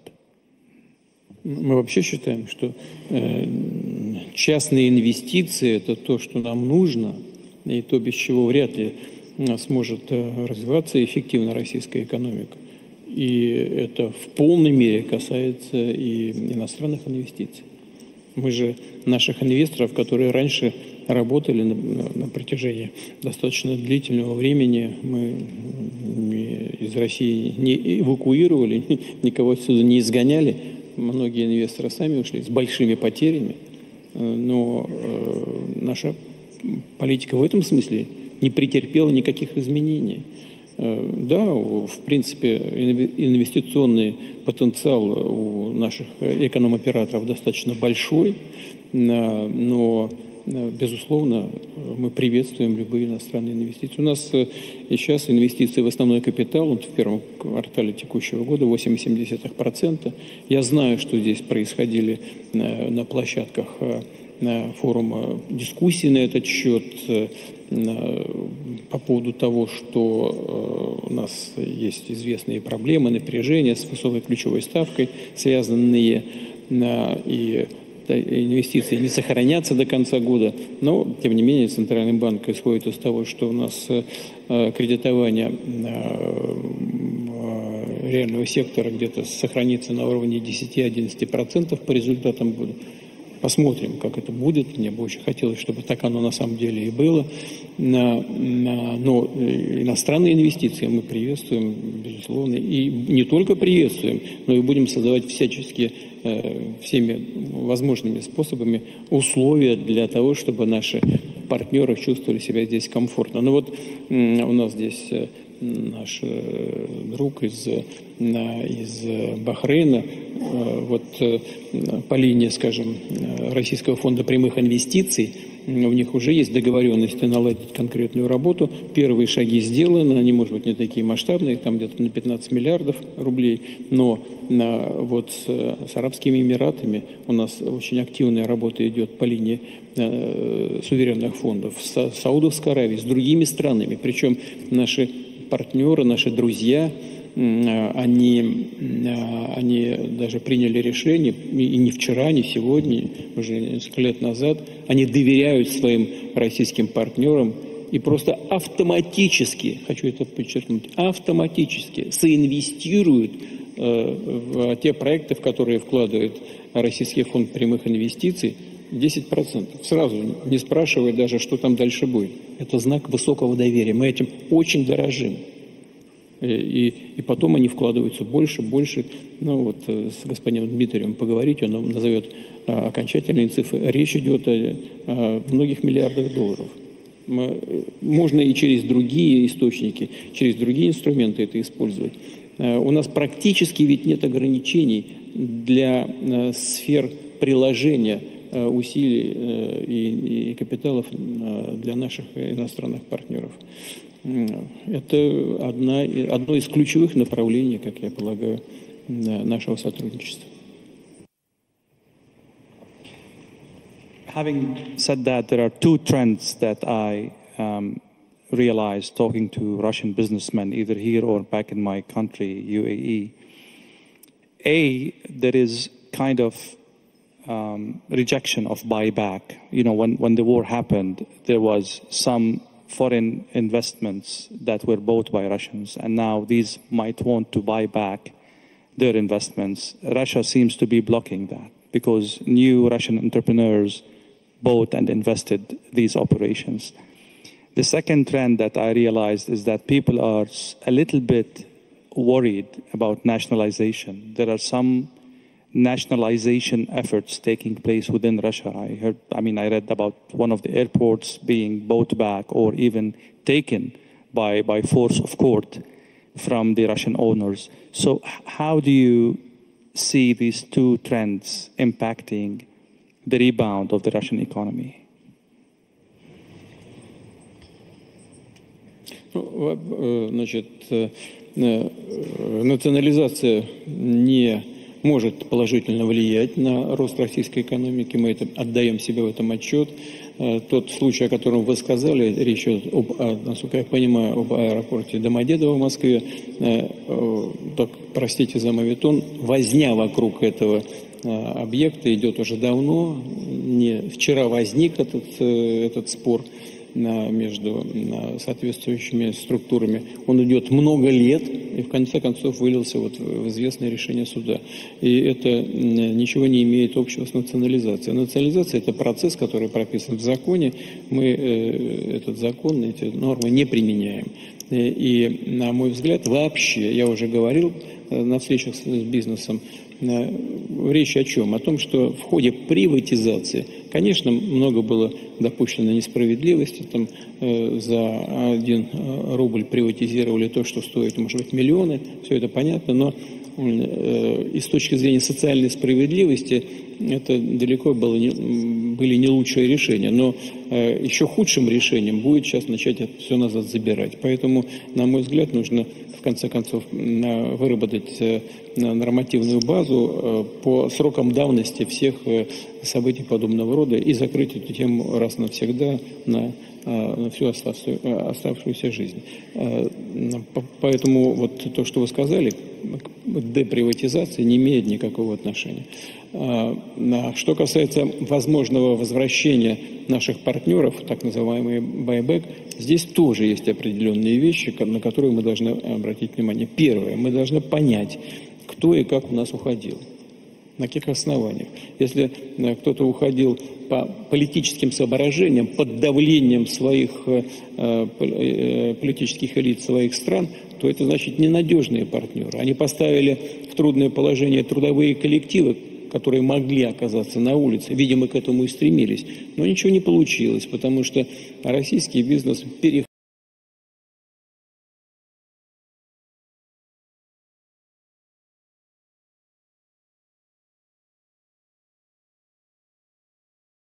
yang terkait itu sudah bertahun-tahun dan pada akhirnya itu keluar dengan keputusan pengadilan dan itu tidak memiliki hubungan dengan nasionalisasi. Itu nasionalisasi adalah proses yang ada dalam perundang-undangan dan kami tidak melakukan itu. Dan dalam hemat saya, sama sekali saya sudah mengatakan dalam bagi dunia bisnis ini bahwa dalam rangka privatisasi tentu telah banyak dilakukan ketidakadilan. 1 rubel diprivatisasi. Все это понятно, но выполнять. Мы за то, чтобы отношения были надежными и стабильными. Но так не всегда происходило. Поэтому у правительства Российской Федерации есть поручение, они сейчас отработают это. И прошу депутатов парламента поддержать то, что будет выработано. Нам нужно будет все-таки принять решение в целом по возвращению тех иностранных компаний, которые хотят вернуться на наш рынок. Мы должны поддержать все, что нам выгодно.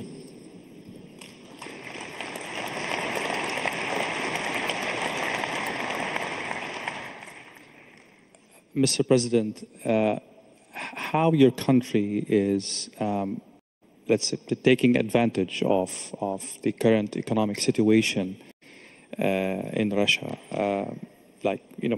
People left, businesses are left back. There are opportunities in the market now for a country like Indonesia. How are you leveraging the situation? As I mentioned that I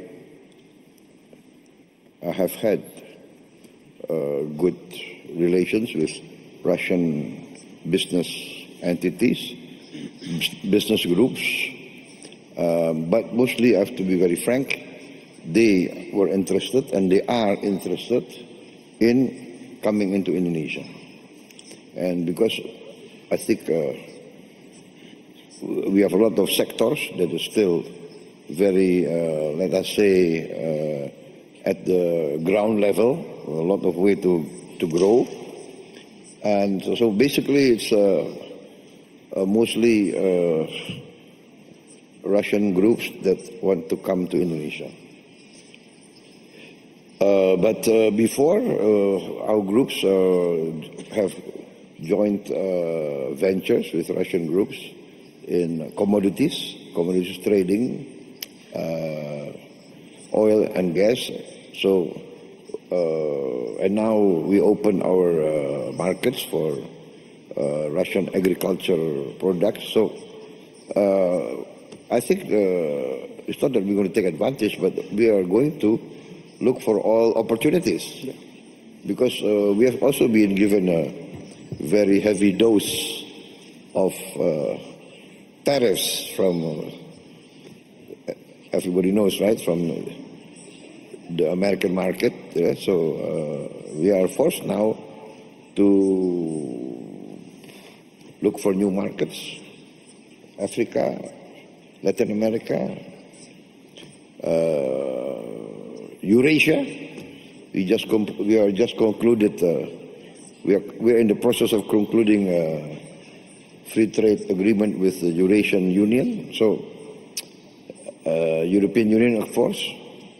So it's a matter of, for us, it's a matter of diversity. But yes, we are confident.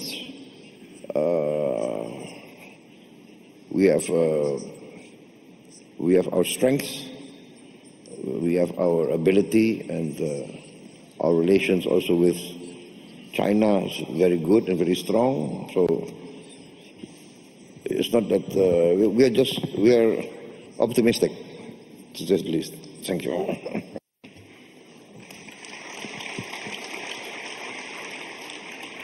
Mr. Vice President, there are many aspects for the economic relationship between South Africa and Russia, but one of the main aspects is the energy deficit in South Africa, and you've been trying to mitigate this problem or solve this problem by cooperating more with Russia in the realm of energy. So far, this hasn't been fruitful as much as you would want to, or as much as Russia is capable of helping. How do you assess this? Yeah, thank you for the question. Firstly, let me say that I've already had good meetings, both with the Prime Minister and the President, and we've agreed that we need to increase trade between our two countries. Currently, trade between South Africa and Russia is it's estimated at about 1.3 billion US dollars. We think it's quite low, so we want to triple that number in the next 4 or 5 years. So we've looked at various sectors. We've looked at the energy sector. Russia is having a lot of good technologies in that space. We're looking at solar, gas, nuclear, and already our ministers are talking about the details. We've also talked about critical minerals, particularly to support our local beneficiation efforts. We also looked at agriculture. We are exporting citrus fruits to Russia. We are exporting wines. But we need to increase the volumes. We have what we call South Africa-Russia Business Council. They are also making deals on what to import from Russia. One of the business people was telling me yesterday he has just signed a deal to import Russian vodka to South Africa and obviously to the African continent. So the work has started. We all agree that we need to do more. We need to increase trade between our two countries. all what we have to do as well is to also cut the red tape. You know, some of the business people were talking about the bottlenecks, things that make it difficult for them to be able to trade with their partners in South Africa, the issue of the financial situation, the currency, which our Reserve Bank is looking at, so that we make it easy for business people to do business. So it is our commitment, and we've agreed on all these areas.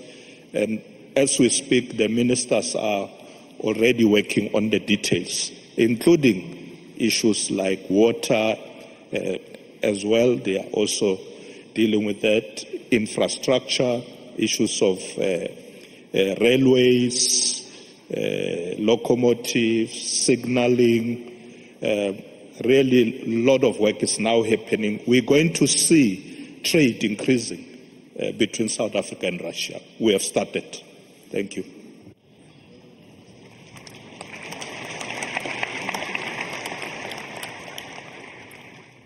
Да, мой коллега из ЮАР сказал, что уже налажены поставки водки в Южноафриканскую республику. Вы знаете, ведь это очень правильный и серьезный шаг. Почему? Потому что если водки выпить, как у нас говорят, надо же закусить чем-то. И поэтому за этим наверняка последуют поставки мясной продукции. Значит, или поставки зерна. Вот, плюс поставки зерна. Мы, например, собираемся вместе с нашими друзьями из Бахрейна создать целый хаб по поставкам пшеницы из России. Хочу напомнить, что Россия уверенно занимает первое место в мире по продажам пшеницы на мировом рынке. И в этом заинтересованы очень многие страны арабского мира. Вот в этом направлении шаг за шагом мы будем двигаться. Что касается энергетики, то действительно у нас здесь много возможностей по этому направлению, включая атомную энергетику. В этой связи напомню, что компания «Росатом» является безусловным лидером в мире по развитию атомной энергетики. И строит, по-моему, 22 блока в мире. 22. Это самый большой показатель, значительно опережающий всех наших конкурентов, и из Соединенных Штатов, и из Японии и так далее. Вот. Мы рассматриваем такую возможность по совместной работе и в других странах-партнерах, в том числе и в ЮАР. Поэтому здесь действительно много хороших и перспективных направлений. Я уже не говорю про углеводороды, это само собой разумеется.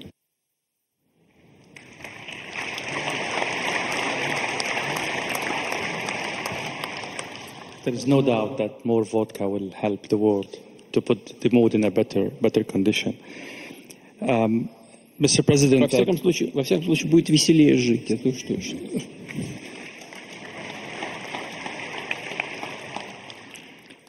I will go back to the tensions in the Middle East, not from a geopolitical perspective, but from an oil-related aspect, which is the supply shocks expected in the market due to the Iran-Israeli war taking place. Can Russia step in, or your capacity is constrained by sanctions and limitations?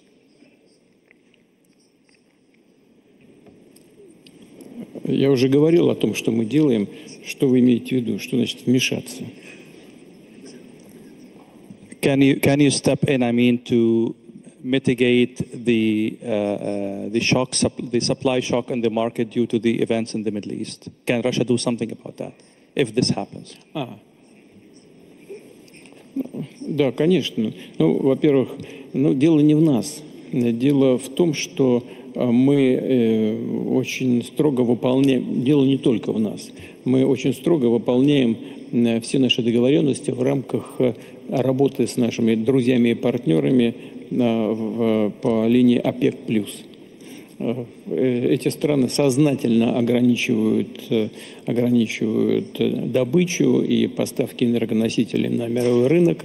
Сейчас, правда, по имеющейся договоренности постепенно добыча наращивается, но именно постепенно, имея в виду, чтобы не создать дисбалансов на мировом рынке, с тем, чтобы обеспечить, как мы в таких случаях всегда говорим, баланс между спросом и предложением и справедливые цены, которые были бы комфортны как странам-производителям, так и странам-потребителям. Конечно, мы видим, что сегодняшняя ситуация на Ближнем Востоке, сегодняшняя ситуация, связанная с конфликтом между Ираном и Израилем, привела к определенному росту цен. Но этот рост, на взгляд наших экспертов, не является значительным. Ну, сколько сейчас? 75 долларов за баррель, то есть, а был 65. На 10 долларов вырос и стабилизировался на этом уровне. Многие страны, в том числе и страны залива, могут нарастить эти поставки, добычу нарастить и поставки на мировой рынок увеличить. Но, повторю, мы это делаем, как правило, согласованно, надеюсь, так оно и будет. В этом смысле и Объединенные Арабские Эмираты вносят очень существенный вклад, и наследный принц Саудовской Аравии очень ответственно к этому относятся. Причем у нас решения всегда сбалансированный характер носят. Мы посмотрим все вместе, как будет развиваться ситуация, пока какой-то оперативной такой реакции не требуется.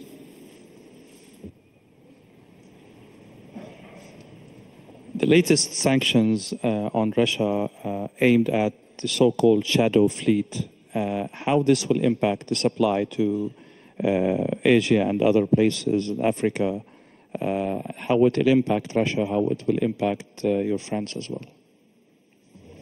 Вы знаете, дело в том, что наши недоброжелатели, они изыскивают постоянно какие-то способы нанесения нам экономического ущерба. И прежде всего сами от этого страдают. Но вот вы сейчас говорили только об энергоносителях. Наши эксперты посчитали, да и не наши тоже. Кстати, по-моему, Евростат тоже дает. Еврозона, допустим, ущерб еврозоны от отказа только на газ, по-моему, для них ущерб составил где-то около 200 миллиардов евро.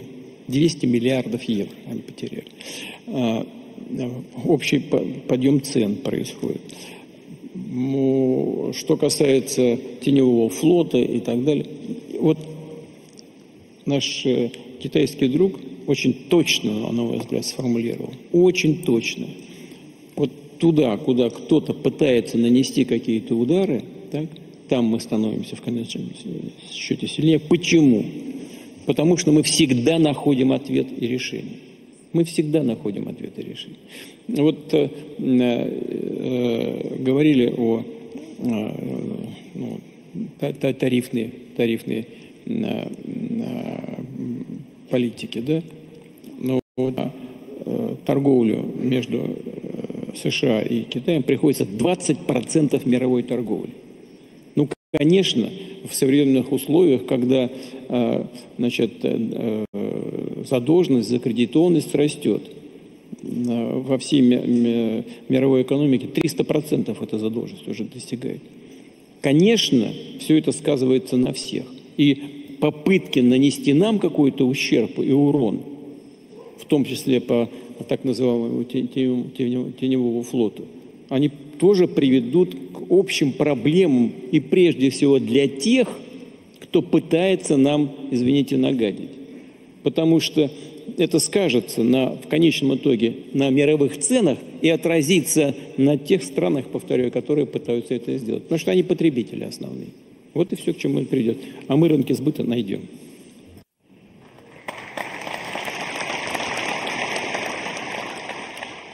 It's a very interesting tone in this answer. Let me ask you directly. This is my last question before I give 1 minute for each esteemed participant to finish or to say some final thoughts. There are enough reports out there, credible reports, that this war is killing the Russian economy. Your inflation rate is very high. Your interest rate is very, very high. Your growth, by the best optimistic scenarios, will not exceed 1.5% this year. Is this war killing your economy?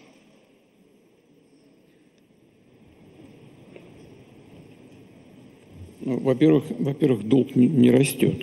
У нас один из самых низких в мире. Первое. Второе, что касается убийства российской экономики. Как в свое время известный писатель говорил, значит, слухи о моей смерти сильно преувеличены. Да? Вот в данном случае то же самое. Смотрите, у нас в позапрошлом году главный показатель — это же рост ВВП, темпы роста ВВП. В позапрошлом году рост ВВП России составил 4,1%, а в прошлом году 4,3%. Общий мировой рост, если мне память не изменяет, 3,3%, то есть мы росли выше мирового, среднемирового темпа. Соединенные Штаты росли темпом 2,8%, а еврозона вообще 0,9%. То есть очевидно, что Россия совершенно точно добивается хорошего темпа и прогресса. А если вычистить из этого все, что связано с углеводородами, то рост у нас будет еще значительнее. А какой? В позапрошлом году 7,2%, а в прошлом почти 5, 4,9%. Но это не самое главное. Это приятно, но это не самое главное. А что важнее? Меняется структура российской экономики. Вот это самое главное.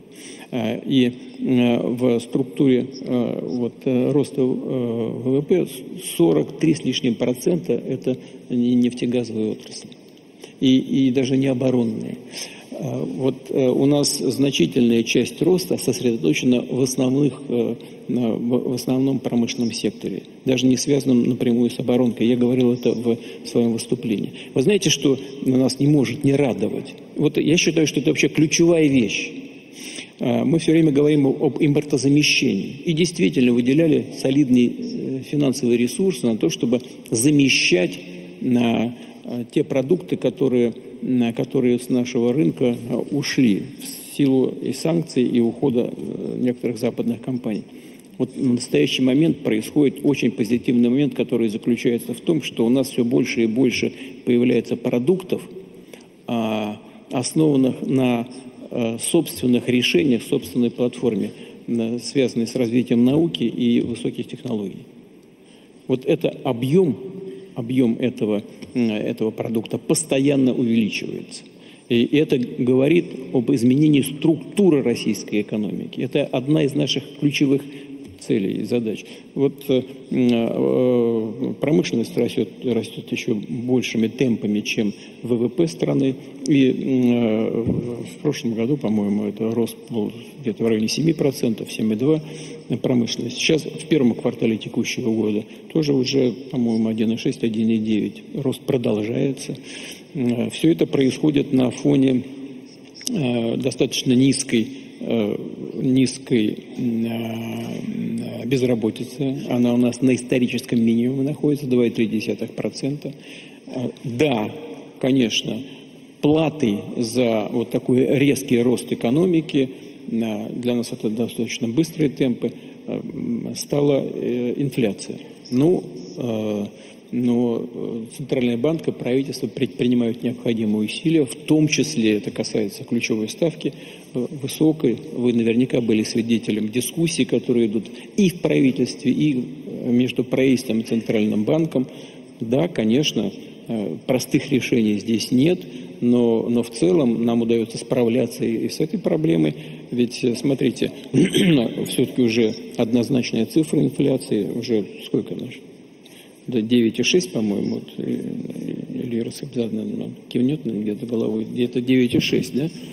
И Некоторые говорят, что там базовая инфляция уже 5, но это сейчас не буду вдаваться в детали, они мне здесь грузили меня 3 дня назад, объясняя, что такое, откуда взялись эти 5%, но все-таки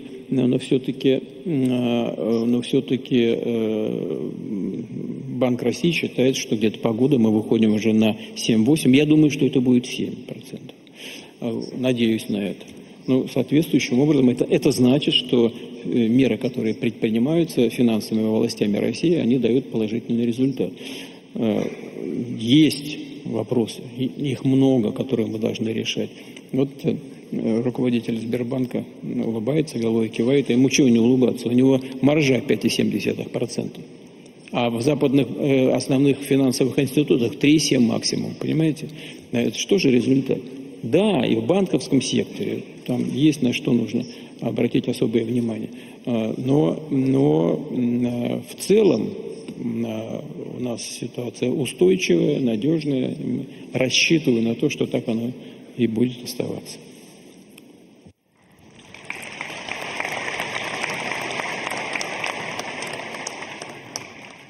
That was my final question. I will keep like 1 minute round for each participant. If there is anything I failed to ask or something that you have in mind to go, Mr. Vice Premier, go ahead.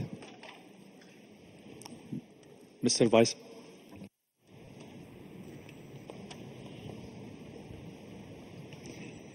I'll move to you, Mr. President. I'd just like to thank President Putin and the organizers of this forum for this great opportunity. I think we should learn a lot from each other. Thank you very much.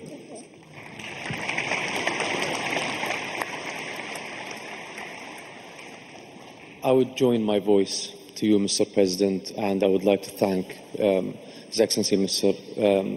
Vladimir Putin, the President of Russia, for inviting us here to beautiful St. Petersburg, to listening to your wisdom and to listening and to share our thoughts with you all. So thank you very much.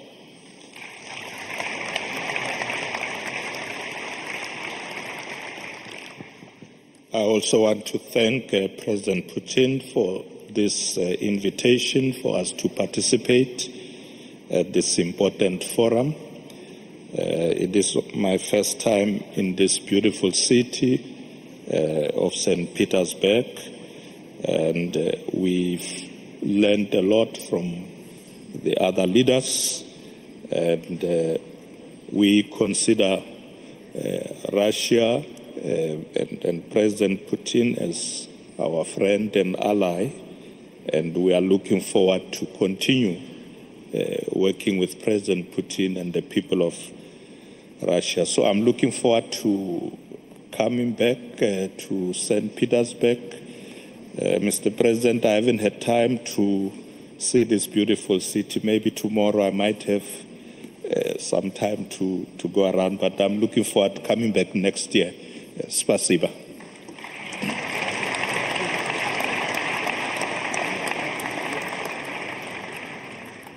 President Putin, this is the second panel I had the privilege and the honor to have with you in less than 1 year. I can't be more privileged. Thank you so much. You've always tolerated my questions and, really a testament to your belief in open dialogue. Thank you so much, esteemed guests. Thank you. And everyone, thank you so much. Дорогие друзья, коллеги, позвольте мне выразить слова благодарности нашему ведущему. И я искренне хочу поблагодарить своих коллег, которые приняли участие в сегодняшней дискуссии. Я уверен, что это было интересно для аудитории. Ну и не только для той аудитории, которая здесь находится, но это многие вещи разойдутся и, безусловно, на весь мир. Это были интересные выступления, живые, что очень важно. И все соответствовали накалу тех событий, которые мы переживаем. Спасибо вам большое за то, что вы здесь сегодня среди нас.